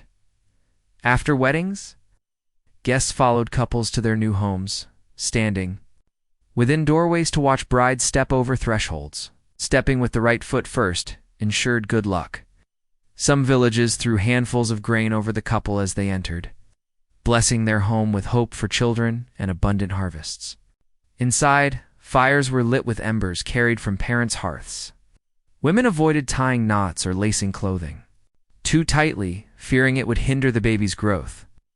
They wore small charms sewn into gown hems, pieces of iron or carved wooden discs marked with simple crosses. Mothers ate certain herbs for strength and avoided others believed to cause harm. Dreams during pregnancy carried meaning. Dreaming of fire foretold a son. Dreaming of water foretold a daughter. These interpretations drifted from grandmother to daughter like quiet songs sung beneath breath while spinning flax into thread. Birth, growth, marriage, and death formed the circle of life. Elders watched young couples with eyes that had seen many seasons turn, smiling quietly when brides and grooms blushed at each other, remembering their own wedding days long faded into memory's silent rooms. children born from these unions. Carried forward family names, songs, recipes, and prayers whispered before sleep. Each small life became another thread in the tapestry of a village woven from centuries of footsteps upon the same worn paths. Death came as sleep comes. Silently, often after long illness, tended by wives or daughters who steeped herbs in steaming clay mugs, laid cool cloths upon fevered brows, and whispered prayers to saints who guarded souls as they slipped from flesh into stillness. Funerals gathered entire villages beneath church towers. Bells tolled slow and low as bodies wrapped in linen shrouds were lowered into earth, smelling of moss and damp stone. Graves were marked with carved wooden crosses, or unmarked if families were poor. Mourners scattered handfuls of soil upon shrouds, whispering farewells as dirt thudded softly upon linen. After burials, families gathered to share bread and ale, speaking of the departed with quiet voices, recalling stories of kindness. Harvests reaped, or small jokes shared beside hearths in younger days. These stories carried warmth through sorrow, keeping memories alive within rooms where the dead once walked. Life continued in steady rhythms. Babies were born, children grew. Young men and women married, elders died. Seasons turned from planting to harvest, from frost to thaw, from green leaf to bare branch and back again. Through each step, small rituals wove safety into daily life. Prayers whispered before bread was baked. Knocks upon wooden beams when good fortune was spoken aloud. Salt sprinkled upon thresholds to keep sickness away. Rosemary hung in doorways for protection. Bells rung upon entering homes to scatter wandering spirits. And now, as you lie here in your own bed, blankets tucked around your shoulders, breathing softly, calmly, imagine the quiet mornings of those long-ago villages. Imagine babies wrapped in linen, their small bodies smelling of rosemary water, cradled in gentle arms beneath low timber beams. Imagine brides stepping across thresholds, veils brushing worn stone lintels, hearts beating with shy hope. Imagine elders sitting by hearth fires, eyes half closed, listening to wind sigh across thatched roofs, feeling life's long, quiet circle settle upon their shoulders like a soft wool cloak. Let your breathing slow. Feel warmth spread across your chest, your arms, your legs. Sleep now, wrapped in the calm certainty that life turns in silent rhythms, carrying each soul through birth. Love and death, each step guided by small habits of hope and whispered prayers woven into days as soft and certain as sleep itself. In the quiet villages of medieval lands, where narrow lanes wound between low timbered cottages and fields stretched out under pale skies, life moved with a slow certainty shaped by seasons and small rituals. Acts of protection, charms, and customs woven into ordinary tasks, like threads hidden within plain cloth. People woke before dawn to tend hearth fires, milk goats, and knead bread dough under flickering rushlights. Always aware that the world held forces unseen, spirits wandering roadsides, shadows slipping through doorways left open too long. Against these unseen dangers, small charms offered comfort. Found upon roads or fields where horses lost them, these curved pieces of iron were nailed upright, with open ends facing upward. Some said horseshoes worked because iron carried earth's deep strength, born from stone and fire, too strong for spirits to touch. Others said the shape itself, crescent like the moon, guarded against evil that feared night's silent watchfulness. Time. Feeling a quiet peace in its presence, rowan branches were woven into small protective crosses and hung above thresholds or barn doors. Rowan trees, with their clusters of bright red berries and leaves shaped like small feathers, were said to carry magic that repelled harm. A branch cut at dawn, before birds stirred, held strongest power. Women tied them with red wool yarn, whispering words of blessing as they looped yarn around wood, fingers working with patient care. These charms swayed gently in wind, their small shadows dancing across stone walls. Silent watchers, keeping sickness from animals, illness from children, and sorrow from hearts already burdened by long days of work. Salt was used as a charm as well as a seasoning. Small cloth bags filled with coarse gray salt were tucked into pouches, tied to belts, or hidden within bedding. When traveling, people carried these bags to guard against sudden storms.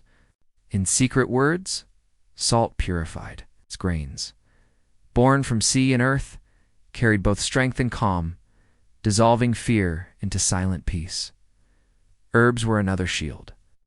Sprigs of rosemary tied with linen thread hung in doorways to keep away sickness. Bundles of sage, lavender, and thyme were burned upon hearth coals. Air clear and spirit soothed. Small charms were pinned to clothing. Children wore simple beads carved from ashwood, polished by mothers' fingers until smooth and warm against small chests. Babies slept with tiny bags of herbs tied to cradles, filling the air with scents of rosemary, sage, and rue. Weaving dreams free from dark shadows, bells carried protective power. Small brass bells hung from goat harnesses or upon door latches, their light ringing scattered harm like birds startled from silent fields. Even church bells, tolling across villages at dawn, midday, and dusk, were believed to push back darkness. Their deep sounds rippling through air, shaking loose silent dangers hidden within. Bread itself held blessing. A first loaf baked from new grain was marked with a cross before being placed into hearth ovens. Before cutting bread, a cross was traced upon its brown surface with the tip of a small iron knife. Eating without this sign was seen as careless, an invitation to bad luck. Thrown away. Waste carried silent danger, angering unseen spirits who guarded life's quiet gifts. Water drawn from wells was blessed with small charms. Women dipping wooden buckets into cool depths sometimes dropped tiny coins into water as thanks, a silent offering to whatever spirits guarded underground springs. Returning home, buckets were set upon stone floors with care. For spilled water invited tears into households already carrying enough sorrow. Fire carried protection when treated with respect. Coals banked at dusk, covered in ash to keep warmth alive through night, guarded families while darkness gathered beyond shuttered windows. Before leaving home, some carried embers wrapped in moss within small clay pots, lighting fires in new places with warmth from old hearths, carrying protection with them like hidden prayers. Simple words spoken each morning carried power. Quiet blessings murmured while lacing shoes or braiding hair. Sleep was guarded with charms. Knives laid beneath pillows kept away nightmares. Beds were never made with sheets reversed, for such careless folding tangled dreams and invited restless shadows. Small habits repeated each day formed walls stronger than stone.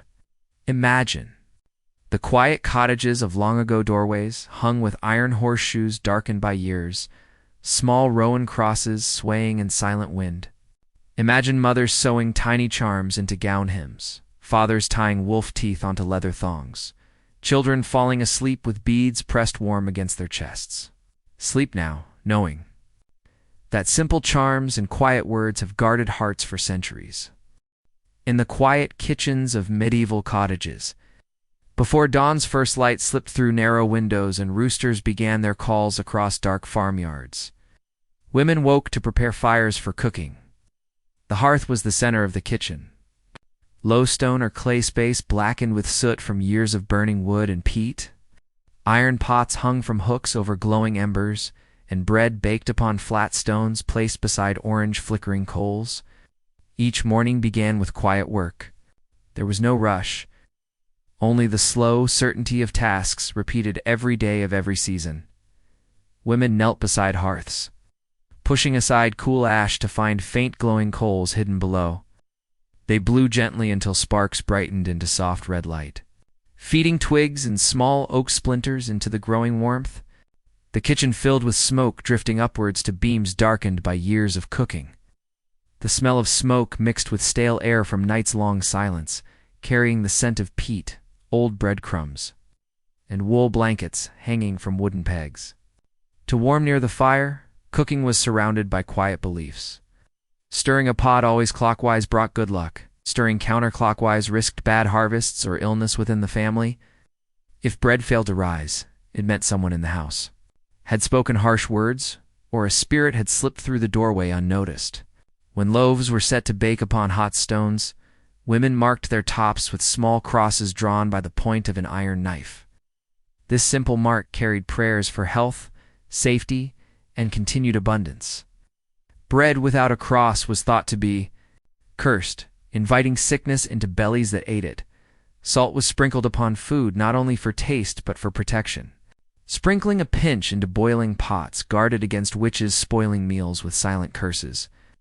If salt was spilled, families quickly gathered it and threw it over their left shoulders, believing this gesture blinded evil spirits waiting behind. Them cooking spoons were carved from ash or oak, would believe to carry strength from deep roots and protection from sickness. These spoons were not washed in haste. They were rinsed gently and left to dry by warm hearth bricks, their smooth, worn surfaces darkened with years of stirring thick stews. Barley porridge and herbal broths. Fire itself carried silent warnings. Flames burning blue foretold sickness. Flames that hissed or sparked too much meant gossip was spoken about the family somewhere in the village. If wood popped loudly in the hearth, it meant guests would soon arrive. Women listened to fires, small sounds as they cooked, each pop and hiss shaping thoughts with quiet caution or small hope. Cooking was slow work. Grains boiled for hours until softened enough for eating. Bread dough rose in thick wooden bowls covered with cloth woven from linen threads spun during long winter nights. Herbs were added not only for flavor, but for healing. Sage soothed aching bellies. Thyme kept fevers away. Rosemary brightened stale meats preserved with heavy salt. Garlic was added to stews to keep away coughs and curses alike. Children woke to the smell of porridge bubbling, of bread baking upon hot stones, of wood smoke drifting low across kitchens dim with morning shadows. They sat upon low stools, rubbing sleep from eyes still heavy, watching mothers stir iron pots with slow circular motions. Small bowls of warm, thin porridge were placed into waiting hands. Steam rose in gentle curls, carrying scents of grain and salt, comforting in their simplicity. Eating was a quiet act. Before the first bite, a small prayer was whispered, thanking God for food, for warmth, for life continuing another day. Bread was dipped into thin ale or goat's milk, chewed slowly with small mouths, learning the silent rules of table courtesy. Speaking ill words while eating was forbidden. It was said that such words poisoned the food within, bringing pain and sickness. After meals, crumbs were gathered with careful fingers. Waste was sin.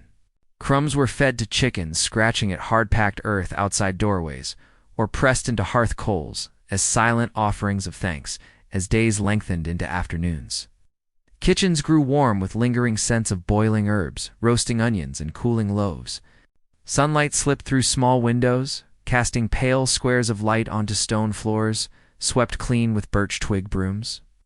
Women rested upon stools, rubbing aching hands, listening to wind-rustling thatch above, feeling quiet satisfaction in tasks completed. In the evenings, as shadows gathered in corners and rushlights were lit, families gathered near hearths to eat final meals of barley bread, dipped into broth simmered with herbs gathered from garden edges. The glow of firelight flickered upon faces lined with years of work and upon children's smooth cheeks leaning against mothers' shoulders. Outside, owls called softly across darkened fields, cows shifted in their stalls, and the world grew. Silent, except for quiet voices and the slow creak of spoons against wooden bowls. And now, as you lie here in your own bed, breathing softly, calmly, imagine the quiet kitchens of long ago. Imagine the warmth of hearth fires, flickering orange against dark beams. The smell of fresh bread cooling upon stone boards. The gentle sound of spoons stirring stews in slow circles. Feel peace settle across your chest, your arms, your legs. Sleep now, wrapped in calm certainty that life's small rituals carried hope and protection through each quiet dawn. Each silent night, as soft and certain as sleep itself. In the quiet mornings of medieval villages, when fog still lay across thatched roofs and roosters called faintly from distant barns, women rose from narrow beds to begin the day's long work. Among the many tasks waiting each dawn was washing. The slow, careful cleansing of linen, wool, cade, is that carried with it silent rules. small beliefs, and simple hopes woven into each gesture. Washing was done by riversides, streams, or wells, far from warm hearths and flickering rushlights. The path to water was often walked in silence. Women carried baskets of linen upon strong hips, balanced against their sides with practiced ease. The smell of old cloth, earth, and faint wood smoke clung to baskets woven from willow branches bent and tied in the quiet winters of years before. The river's surface lay still beneath pale morning light, faint mist curling above its silent flow. Stones along the bank were worn smooth by years of kneeling bodies and scrubbing hands. Women knelt upon red mats or rough wool cloth spread to protect knees from damp chill. Water numbed fingers as linen shifts. Tunics and children's small chemises were plunged beneath the surface, soaking until cloth darkened with absorbed cold. Washing carried beliefs older than churches standing upon hillsides. It was said that washing clothes on certain days brought misfortune. Mondays and Thursdays were best, days when spirits slept and water spirits looked away. Washing on Sundays insulted God, inviting illness upon the household for such careless pride. On Fridays, some washed only if needed, whispering small prayers, to avoid angering saints who watched over sorrowful days. Soap was rare. Made from ashes mixed with animal fat, boiled into soft gray lumps stored in clay jars by hearths. The smell of soap was sharp, earthy, clinging to fingers long after washing was done. Lye was used for linen, its caustic bite, whitening cloth dulled by weeks of wear. Women stirred boiling pots of water in lye with long wooden sticks. Linen. Churning and swirling foam, steam rising to carry faint bitter scents into open air. After boiling, linen was lifted with iron tongs or hooked sticks, dripping hot water back into blackened pots. Heavy cloth was carried to river stones, spread and beaten with smooth wooden paddles. The thud of paddles upon soaked cloth echoed. Across silent banks, mixing with bird calls and faint distant lowing of cows in morning fields, beating cloth was not done with anger, but with steady rhythm. Arms swinging in long arcs to drive water and dirt from fibers. Between strikes, cloth was plunged into cold river water, rinsed until water ran clear. Fingers numbed by chill rubbed cloth against itself, working ash and dirt away, knuckles whitening with effort. Children carried smaller pieces to rinse downstream, their laughter soft and quick between shivers as water splashed against bare feet. Washing carried quiet superstitions. If cloth slipped from fingers and floated away downstream, it meant sickness would visit the family before year's end. If soap bubbles floated upon water and drifted toward the opposite bank, it meant good fortune would come. They drifted. Back toward the washer misfortune waited. Women watched these bubbles with silent attention, their eyes following each drifting sphere before it burst upon dark water. Clothes were not wrung out completely before hanging, leaving some water. Within ensured cloth dried whiter beneath sun's pale warmth. Linen was spread upon hedges, laid over grass, or hung upon ropes tied between trees. The sight of fluttering white linen shifting in quiet breezes was common in village lanes. A silent sign of care, cleanliness, and hope for continued health. Body washing was rarer. Full baths were taken only a few times each year on feast days, or when illness required herbal soaking. Wooden tubs were filled with water, carried in clay or iron pots from wells, or heated over hearths until steam rose in thin curls.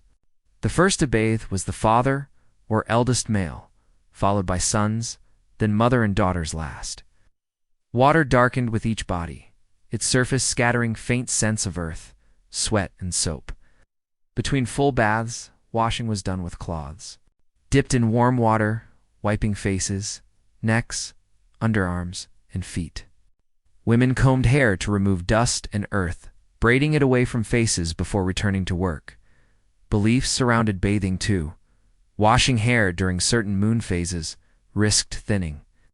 Washing on certain days risked fever, but washing feet each night before bed was encouraged, cooling the body from long hours of walking and keeping sleep peaceful.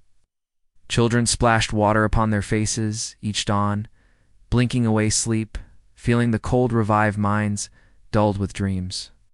Mothers whispered blessings as they wiped small cheeks, prayers for health and strength spoken. So softly, they blended with the quiet dripping of water back into wooden buckets. Laundry was not just a task, but a gathering. Women spoke softly as they scrubbed cloth upon river stones, sharing news of births, marriages, sickness, and deaths. Their voices blended with the hush of moving water, creating a calm rhythm that carried through long mornings. When washing was done, baskets were filled with wet linen smelling of soap, river, and earth. Straps were looped across foreheads to help carry heavy loads upon bent backs. Bodies leaning forward with each careful step along narrow paths back to cottages. Home. Linens were hung to dry before hearths if rain fell or if winter's chill froze cloth stiff upon hedgerow branches. The smell of drying linen mixed with wood smoke, filling rooms with scents of clean water, earth, and warm ash. When dry cloth was folded along creases formed by years of careful stacking, small cloths were placed within larger tunics to keep shapes neat within wooden chests lined with sweet herbs to keep away moths. Each folded piece carried within it the memory of river cold, the rhythm of paddles upon stone, the quiet words of women who worked beside running water as morning drifted toward noon. And now, as you lie here in your own bed, breathing softly, calmly, imagine the quiet riverbanks of long ago. Imagine women kneeling upon red mats, hair braided back, hands red with cold as they scrubbed linen against smooth stones. Imagine soap bubbles drifting across dark water, bursting in faint silent pops beneath gray morning skies. Feel peace settle across your chest, your arms, your legs. Sleep now, wrapped in the calm certainty that each small task, each folded cloth, each whispered blessing carried hope and quiet protection through long days and silent nights. As soft and certain as sleep. In the quiet dawn before markets opened, when village streets lay empty and only faint wood smoke rose from hearths hidden behind shuttered windows, traders and merchants began their slow preparations. Wooden carts creaked along narrow rutted roads, iron-bound wheels grinding over stones and hardened earth. Donkeys and small shaggy ponies pulled these carts laden with sacks of barley, baskets of root vegetables, bundles of dried herbs, and pots glazed with ash and lime, their dull colors catching the dim light of early morning. Markets were held in open squares or along wide village roads, marked by worn stones that showed where stalls were placed each week for generations. As the sun lifted beyond low hills, its pale light spilling into mist-filled lanes, stall frames were raised with practiced motions. Long poles carved from ash or elm were fitted into holes drilled in wooden planks. Rough cloth awnings were stretched across beams, their faded stripes of brown, gray, or pale green rippling in soft breezes, drifting from river or field. Beneath these awnings, tables were laid out, boards placed upon barrels or trestles, their surfaces scrubbed clean with sand and dried rushes until wood grain shone faintly in dawn's growing glow. Women arrived first. Baskets balanced upon hips, covered with linen cloth to keep out dust. Their feet moved softly along packed earth lanes, leather shoes brushing small stones aside as they walked. Their eyes flicked from stall to stall, taking silent measure of prices and goods before stopping to buy. Buying was never hurried. Purchase carried quiet rituals. Silent questions spoken with eyes and gestures rather than words alone. At the vegetable stall, rough brown turnips were piled beside pale yellow onions braided together with drying stems still attached. Cabbages with thick, crinkled leaves sat heavy in wide baskets, dark green outer leaves curling back to reveal pale hearts within. Women pressed turnips gently, checking firmness. They lifted onions to their noses, smelling for freshness hidden. Beneath sharp scents of skin and root, sellers watched with calm patience, knowing such examination showed respect as much as caution. Bread stalls held loaves baked in dawn ovens, their crusts darkened to rich browns, scored with small crosses. Upon rounded tops, coarse rye bread sat beside wheat loaves baked by wealthier families or monastic bakers who ground fine flour upon stone mills turned by slow, patient horses. Buyers tapped bread with knuckles, listening for hollow sounds that meant loaves were baked through. Warmth still rising from crusts carried faint scents of yeast and wood smoke. Comforting in their simple promise of nourishment, cheese stalls smelled sharply of goat milk, sour cream, and rennet. Small rounds wrapped in cloth were unwrapped for inspection, revealing pale, creamy surfaces flecked with herbs or faint blue veins of mold that lent sharper flavor. Buyers pressed edges with careful fingers, checking firmness, feeling slight. Yielding beneath gentle pressure, at meat stalls, rabbits skinned and cleaned hung from wooden beams, their small bodies pale and limp. Chickens plucked of feathers lay trussed upon straw beds, feet curled inward, eyes closed beneath thin lids. Cuts of mutton, goat, or cured pork belly were arranged upon thick wooden boards darkened by years of use. Each piece sprinkled with salt to keep flies away. Spice sellers laid out small cloths, upon which pinches of ground powders sat in small mounds of muted color, pale yellow mustard, deep green thyme, dusty brown cumin, dull red ground rosehip. Tiny clay pots held larger measures for buyers with coin enough to afford flavors carried upon merchant ships from ports distant beyond imagining. Buying spices carried silent awe. Each pinch represented journeys across seas, trade between kingdoms, and hands passing through markets of stone towers and great domed halls, before reaching quiet villages lined with hedgerows and grazing sheep. When a woman wished to buy, she greeted the seller softly, eyes lowered in courtesy. She asked the price not with blunt words, but with small phrases. "What might you ask for this?" Or, "What price does this good thing carry today?" Sellers replied with numbers spoken as suggestions rather than demands, for haggling was part of the ritual. Buyers countered with lower offers, voices calm and quiet, never raised in anger or impatience. Sellers might sigh, lifting eyes to sky as if asking silent gods for patience, before nodding agreement. Coin passed from hand to hand, copper pennies worn thin with years of exchange, surfaces smooth from countless fingers. Each coin carried silent histories, taxes paid, debt settled, alms given to church chests waiting beneath carved stone arches. Some women paid with barter rather than coin. A bundle of wool spun upon winter nights might buy a measure of salt. A clutch of eggs gathered before dawn could buy onions and turnips for stew pots. Barter carried its own quiet rituals, agreements, made with careful consideration of fairness, honor, and need. No words of thanks were spoken loudly. Gratitude was shown by small nods, eyes meeting for an instant before looking away in modesty.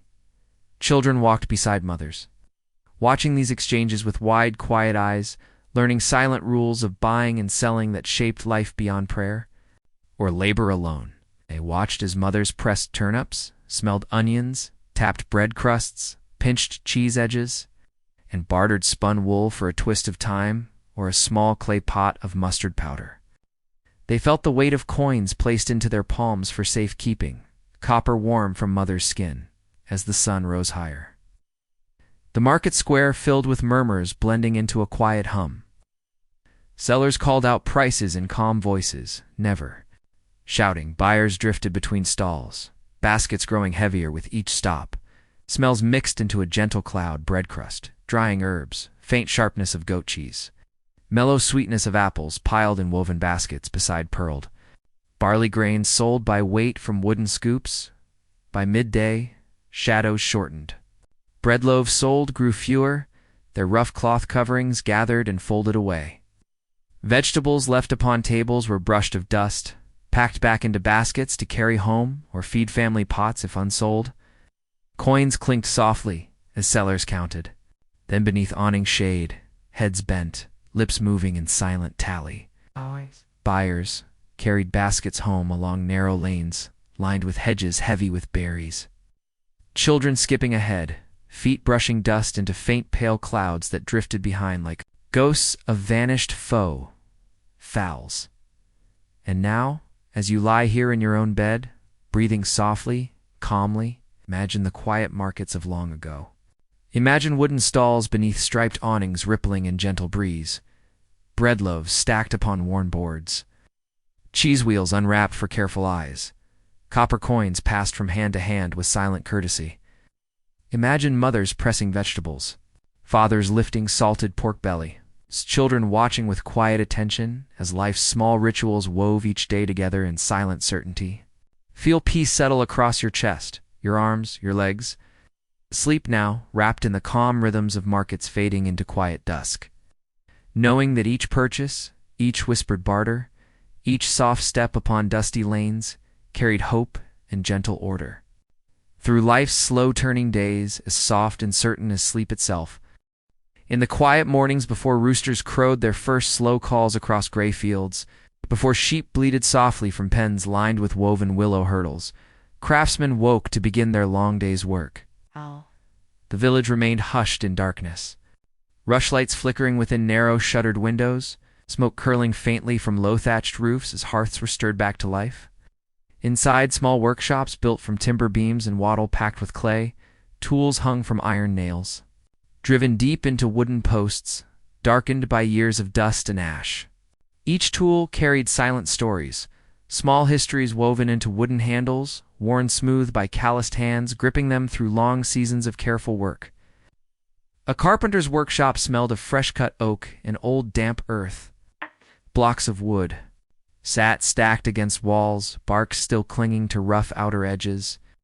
Sap dried into pale beads along grain, cut by steel blades honed upon sandstone wheels. His tools hung in quiet order. Wooden mallets with darkened heads nicked from striking chisels. Iron chisels with narrow, sharp blades flattened by careful filing each dawn before work began. Augers with twisted iron bits for boring holes into beams and boards. Small knives with handles wrapped in thin strips of leather, softened by sweat and oil from palms, pressing them day after day.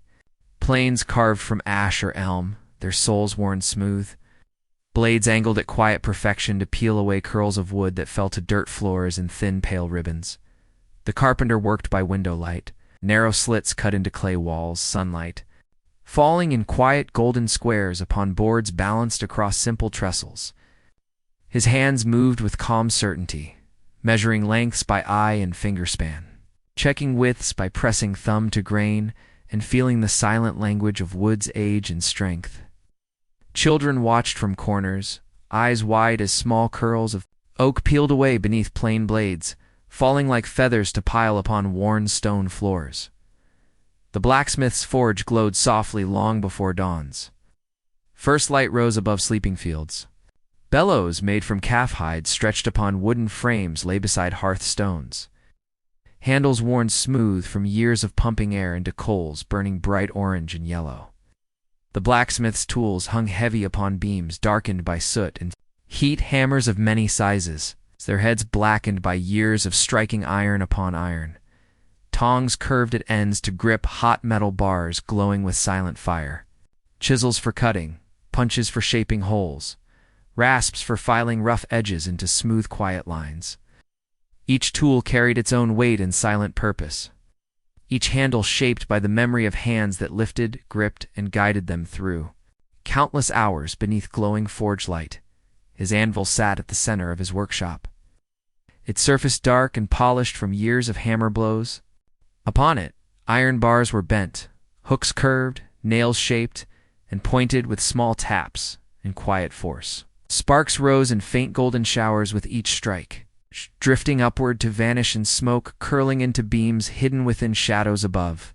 Smell of hot iron mixed with peat smoke, sweat, and damp earth, creating a scent that settled into walls and clothing, marking the space with a quiet permanence. The weaver's loom sat near wide windows to catch as much pale daylight as possible. Wooden beams framed threads stretched taut in silent rows, warp threads held under gentle tension by weights carved from stone or shaped from fired clay, shuttles carved from ash, or you slid between threads, carrying weft yarn dyed with herbs, berries, and barks, steeped in iron pots beside hearth flames. Weaving was slow work. Each pass of shuttle pressed into place with combs made from bone or smooth wood, carried with it silent prayers for strong cloth to warm children through winter winds, to cover beds with modest comfort, to wrap newborn babies in protection softer, than straw mats spread upon cold earth floors. Tools of weaving lay scattered upon benches, skeins of spun wool, balls of twisted linen thread, spindles carved with simple lines darkened by years of oil and handling. Each tool carried meaning. A dropped shuttle foretold visitors. A broken spindle meant illness might come. Weavers worked with calm caution, each movement careful, measured, steady. Their feet pressed treadles made from narrow wooden boards, raising threads in quiet rhythm as hands guided shuttles back and forth, creating patterns simple yet strong cloth that held families through years of wear in the potter's small shed. Built of rough timber beams and roofed with reeds tied in careful bundles, shelves lined with bowls, jugs, and small pots sat drying in cool shadows. The potter's wheel, carved from oak and set upon stone pivots, spun slowly beneath hands wet with clay's damp smoothness. His tools lay upon planks nailed between beams, simple wire loops for cutting, pointed sticks for carving quiet lines along jug necks or bowl rims, brushes made from rush fibers bound to ash handles for smoothing slip across surfaces before firing. Each pot carried a faint thumbprint pressed upon its base, a silent mark of maker in earth. Clay and fire joined together in lasting shape. Kilns built from stone and clay rose at the edges of villages, their wide dark mouths smelling of smoke and ash, heat within, glowing red and white when fire burned at full strength. Potters fed these fires with split oak logs, feeling warmth press against faces lined with soot and sweat, listening to faint cracks and pops as clay vessels hardened into silent usefulness.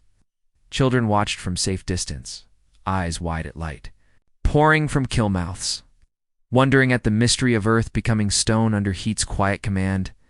And so each day began with tools lifted from beams, handles pressed into palms that knew their weight and balance without thought. Craftsmen bent over benches, anvil stones, loom frames, potter wheels, their breaths slow and calm, their minds quiet with work that shaped life's silent needs into form. Outside, sparrows flitted between low stone walls. Sheep grazed upon duet grass. Smoke rose from chimneys into pale morning sky, turning from gray to gold as evening settled and shadows pooled within workshops. Tools were wiped clean of wood dust, iron filings, clay slip or spun wool fibers. They were hung back upon beams or set upon shelves carved with grooves worn deep by years of resting tool edges. Small prayers of thanks were whispered for wood unknotted and strong, for iron that bent without breaking, for threads that held beneath shuttle's pressure, for clay that shaped without cracking. These prayers were not grand or spoken aloud to gatherers of crowds. They were quiet thoughts carried upon breaths slowing at day's end, drifting into beams darkened by years, settling upon stone floors smoothed by countless footfalls. And now, as you lie here in your own bed, breathing softly, calmly, imagine the quiet workshops of long ago. Imagine wooden planes peeling curls from oak beams, iron hammers tapping glowing metal upon anvil stones, shuttles sliding between warp threads in slow, gentle rhythm, potter's wheels spinning clay into quiet shapes. Feel peace settle across your chest, your arms, your legs. Sleep now, wrapped in calm certainty that each tool lifted with care, each movement measured and steady, wove life's silent needs into form as softly and certainly as sleep itself. In the quiet hours before dawn, when village fires burned low beneath banks of gray ash and smoke drifted faintly from narrow thatched chimneys into dark silent skies, roads lay empty beneath cold stars. These roads were not paved with stone or lit by lanterns swinging from tall iron posts. They were narrow paths worn into earth by countless footsteps, hooves, and wooden cartwheels grinding ruts into soil, hardened by sun and softened by rain. Some paths wound between hedgerows tangled with hawthorn and bramble, thorns catching wool from sheep passing in silent flocks. Other tracks ran along ridges where wind sighed through tall grasses bending in long, slow waves like quiet seas beneath. Pale dawn skies. People woke early to begin their journeys. A farmer walked with slow, steady steps along narrow lanes edged with duet grass, leather shoes brushing aside small stones and fallen leaves. His cloak smelled of smoke and wool, edges frayed by years of wear. Over one shoulder he carried a wooden yoke from which two small pails hung, sloshing faintly with milk drawn from cows before first light. Each step pressed silent prayers into earth, for safety upon roads, for strength in limbs, for quiet welcome upon return. Merchants traveled roads that stretched beyond village fields, winding through forest shadows where oak trunks rose dark and silent into fading night. Their carts creaked beneath weight of salt sacks, clay pots, iron nails, linen bolts woven upon village looms. Ponies and small, shaggy horses pulled these carts with heads bent low, breath drifting in pale clouds into cool morning air.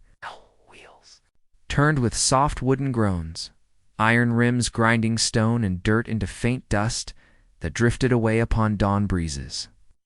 Carrying scents of peat smoke and damp moss, travelers carried silent beliefs with them upon each journey. Setting out upon roads without breakfast meant hunger would follow for many days. Placing the right foot first upon paths ensured good fortune. Meeting a blackbird flying across the path from right to left foretold success. Meeting one flying left to right warned of trouble ahead.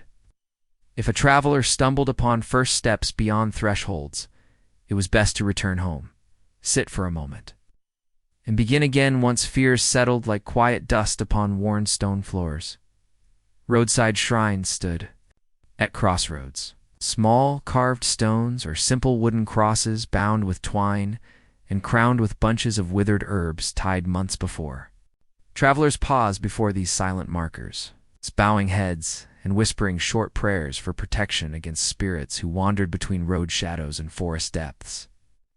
Some shrines held small offerings, a copper coin dull with age, scallop shell, a clay bead, or a tiny cloth bundle, holding grains of salt to appease silent watchers unseen by waking eyes.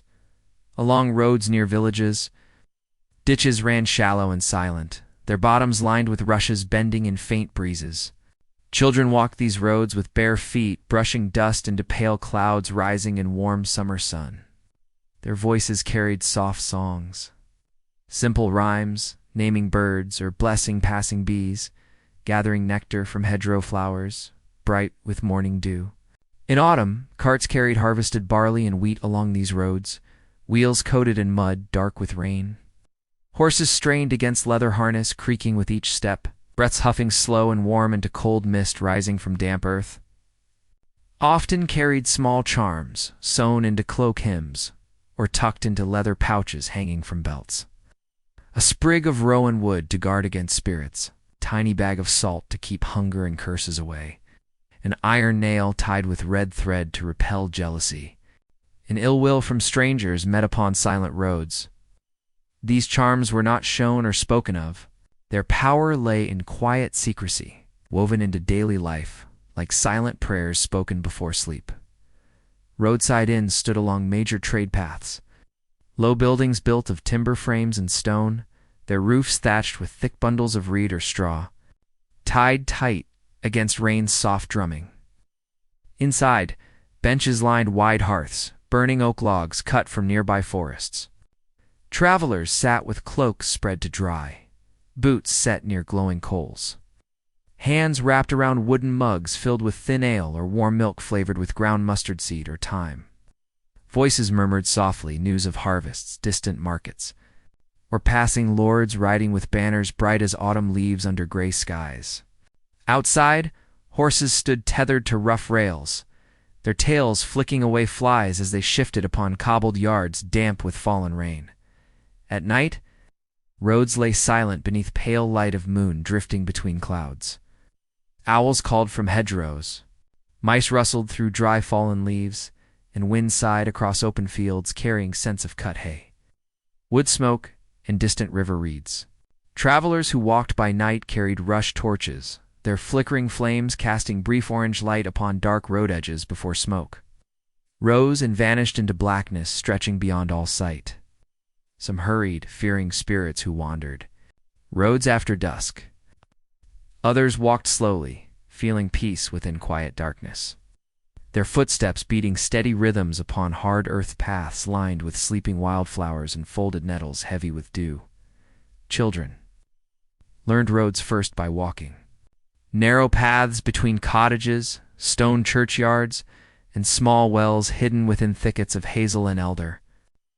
Their feet remembered each stone, each turn, each tree bent low, across lanes lined with moss-covered fence posts. As they grew, paths widened into roads leading to distant markets or forest clearings where wild herbs grew in faint green drifts beneath tall, silent beeches. They carried memories of paths walked beside mothers carrying baskets of washing or fathers with bundles of split wood balanced. Across shoulders broad as door lintels, journeys were not rushed. Each step carried purpose, each pause carried meaning. Kneeling to tie a loosened shoe thong, brushing away small stones lodged beneath leather soles. Pressing hands upon knees to stand again with soft sighs that drifted into quiet morning air.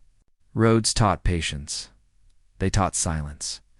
They taught travelers to watch shadows, read winds, and feel Earth's slow pulse beneath worn soles, pressing dust into lines that vanished with each evening breeze. And now, as you lie here in your own bed, breathing softly, calmly, imagine the quiet roads of long ago. Imagine narrow lanes winding between hedgerows, heavy with pale flowers. Carts creaking beneath woven willow baskets filled with barley and oats. Footsteps pressing small prayers into dusted earth. Imagine the hush of dawn as travelers walked. Beneath silent stars, charms tucked into cloak hems, hearts steady with quiet hope. Feel peace settle across your chest, your arms, your legs. Sleep now, wrapped in the calm certainty that roads carry all journeys onward with slow, silent patience. Each path weaving life's steps into the gentle promise of rest, as soft and certain as sleep itself. In the quiet evenings of medieval villages, as the sun slipped behind dark silhouettes of distant hills and long shadows pooled beneath hedgerows lining narrow lanes, silence settled slowly upon the world. At fires burned low within hearths, flickering, with gentle orange light across beams darkened by years of drifting smoke. The smell of peat and oak mingled with faint scents of cooling broth and drying herbs tied in bundles from low rafters. Children lay upon straw mattresses spread over packed earth floors, their breathing slowing as sleep drifted closer with each fading echo of day. Night carried with it silent beliefs. Small cautions spoken softly by mothers as blankets were tucked around shoulders and rushlights burned down to glowing wicks. Darkness was not simply the absence of light. It was a realm of shadows alive with spirits and unseen watchers. Windows were shuttered tightly, wooden boards drawn across narrow openings to keep out wandering winds and silent presences drifting between forest edges and sleeping village lanes. Doors were bolted with iron latches, cross marks traced upon, lintels with fingertips dipped into cooled ash or faint smears of blessed oil pressed from last year's olives. Carried by traders from distant southern lands, silence itself was guarded. Speaking too loudly after dusk risked waking spirits that slept within earth and tree roots. Spirits who might slip into homes upon hushed footsteps, bringing sickness or sorrow. Whispers were soft, words simple, spoken only when needed. Well, children, learn to move quietly upon straw mats and rush floors, toes curling against cool earth, feet brushing away crumbs scattered from evening meals eaten beside dying firelight. Dogs curled near hearths raised their heads briefly to sounds of owls, calling from dark hedgerows, then settled back into sleep with soft sighs drifting into flickering shadows. Night was when prayers grew longer. Words spoken beneath breath, hands folded upon rough wool blankets pulled up to chins. Prayers for protection against spirits who roamed darkness unseen. Prayers for dreams free from silent warnings or restless wanderings that left waking minds troubled and hearts heavy with unspoken fears. Some placed small knives beneath pillows, their iron blades hidden from sight, but known to lie close, guarding sleeping bodies from nightmares shaped by shadows beyond windows shuttered tight. Outside, lanes lay silent beneath moonlight silvering, thatched roofs and illuminating stone church towers rising above clustered cottages. The world felt still, as if holding its breath beneath a sky scattered with pale cold stars. The only sounds were quiet, the faint rustle of mice within straw, the soft shift of sleeping sheep pressed close in pens, the distant call of an owl echoing across fields hidden in darkness. Wind moved slowly through bare branches, carrying with it scents of earth, damp moss, and old wood smoke rising in thin curls from banked hearth fires, still breathing faint warmth into sleeping rooms. Silence was not empty. It was filled with meaning. Elders spoke of it as a time when spirits of ancestors walked between worlds, checking upon loved ones sleeping beneath low timber beams and thatched roofs dark with age. Some spirits were kind, bringing dreams of hope and quiet memories of gentle voices long gone. Others carried silent warnings, appearing in dreams as pale faces speaking without sound, eyes watching with sadness or faint worry. Such dreams left waking hearts unsettled, and prayers were whispered at dawn beside smoldering hearth coals to ease lingering fears, carried back from sleep's silent roads. Dreaming of walking alone upon moonlit paths foretold journeys to come. Dreaming of voices calling from dark rooms warned of illness. Dreams of water flowing calmly through moonlit fields brought peace, promising health and quiet days ahead. Children listened to these interpretations with wide eyes, watching mothers stir thin porridge over dawn fires, steam rising in slow curls, carrying faint scents of oats and wood smoke into rafters, blackened with years of cooking. Each dream was held carefully, its meaning weighed with quiet certainty before being folded away into memory like linen, cloth laid neatly within wooden chests, lined with dried lavender and rosemary. Night also carried small rituals of protection. Ashes from hearths were sprinkled across thresholds before sleep, a silent barrier against spirits entering unseen. Shoes were placed upright beside beds, never overturned, to keep dreams calm and free from restless wandering. Beds were arranged so feet did not point directly toward doorways, avoiding the coffin position said to invite death to come sooner than fated. Water bowls were placed beneath beds to absorb illness, drifting through darkness. In the morning, water was poured upon earth beyond doorways, carrying away whatever harm it had gathered during silent hours of sleep.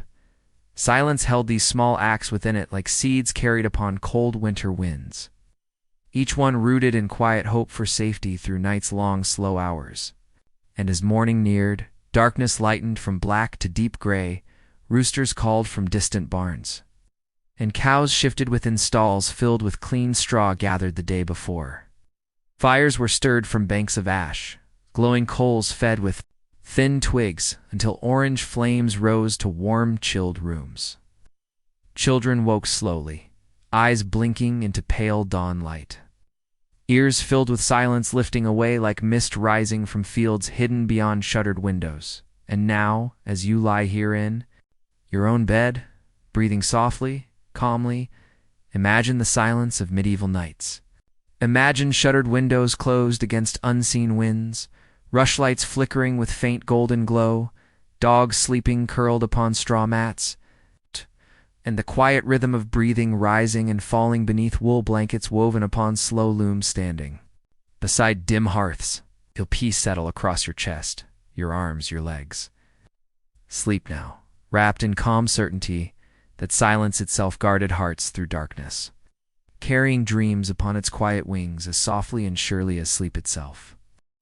In the quiet mornings of medieval villages, as mist rose slowly from fields damped with night's long breath and roosters called their first echoing songs across still sleeping lanes, life began with small silent gestures. Fires were stirred from banks of gray ash, glowing coals fed with thin oak splinters, until faint orange flames danced within hearths, darkened by years of smoke. Water was poured into clay mugs, the cool weight of each drop carrying quiet promise of cleansing and waking. Children stirred upon straw mattresses, wool blankets slipping from thin shoulders as eyes blinked away dreams carried back from silent paths. Walked during night's long calm hours, days passed slowly in these villages, each hour woven into simple tasks repeated with careful patience. Women rose first, braiding hair with practiced hands, fingers moving softly through thick dark strands, scented with faint smoke and dried rosemary hung from beams above beds. They tied linen caps across braided hair to keep strands from falling into porridge pots or onto dough kneaded upon worn wooden boards. Their movements were silent, shaping bread loaves with gentle presses of palms, scattering flour across boards until pale, Dust drifted into dim morning air, lit only by narrow windows cut into wattle and clay walls. Men woke to pull on wool tunics, softened by years of wear, leather belts buckled with simple iron clasps, forged by local blacksmiths working in sheds dark with soot and quiet with patience. They lifted cloaks from wooden pegs driven into beams blackened with smoke, cloaks smelling faintly of damp earth and old fires. Outside, fields lay silent. Low mists curling around hedgerow roots and stone walls built by ancestors whose names drifted away with decades. Leaving only quiet memories spoken by elders near evening hearths, children followed parents into dawns. Pale light, feet brushing aside small stones scattered upon packed earth's paths, leading from cottage doors to fields where goats bleated softly within willow hurdle pens and chickens, scratched at frost-tipped grass in slow patient circles.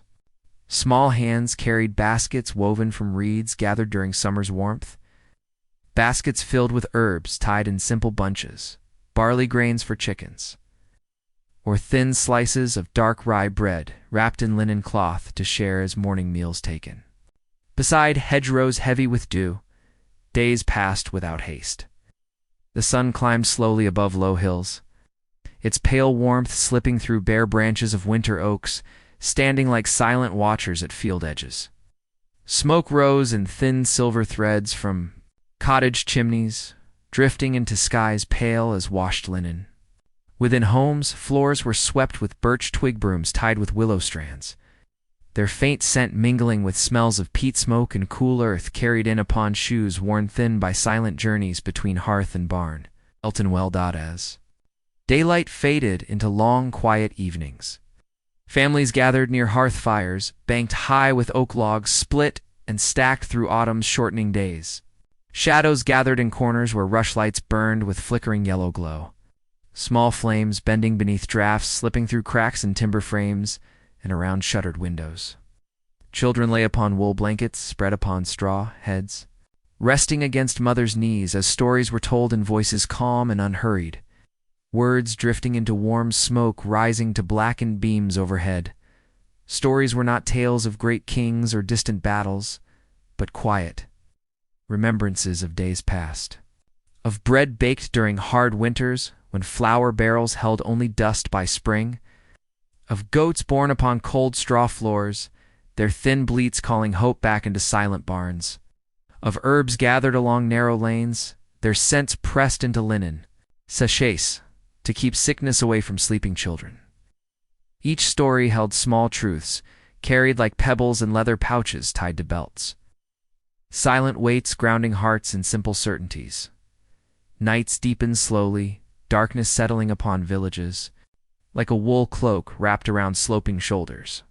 Outside, owls called softly from high oak branches, their pale wings slipping through moonlight without sound. Foxes moved along hedgerows, paws brushing aside fallen leaves, silent beneath frost's crystal weight. Within homes, breathing slowed. A sleep drifted down across tired bodies, curled beneath woven blankets, smelling faintly of sheep's lanolin and hearth smoke. Dreams carried sleepers along narrow paths between memory and hope, their minds walking lanes lined with silent watching hedges and fields silvered beneath pale quiet stars. Days ended as they began. With small silent gestures, fires banked low. Beneath gray ash, blankets tucked around sleeping shoulders, prayers whispered into darkness, asking only for safekeeping through night's long, slow hours. There was no haste, no loud clamor, only the quiet certainty of life, passing like water slipping over moss stones hidden beneath still river flows. And now, as you lie here in your own bed, breathing softly, calmly, imagine the quiet passing of days long ago. Imagine fires flickering within darkened hearths, bread baking upon stones warm with patient heat, children sleeping beneath wool blankets woven upon slow wooden looms, standing near windows lit by pale dawn. Imagine footsteps pressed into earth paths, winding between hedgerows heavy with dew, each step carrying silent prayers for safety, warmth, and quiet peace. Feel calm, settle across your chest, your arms, your legs. Sleep now, wrapped in the gentle certainty that life passes softly, carrying each breath upon silent roads leading to morning's quiet light. As sure and peaceful as sleep itself,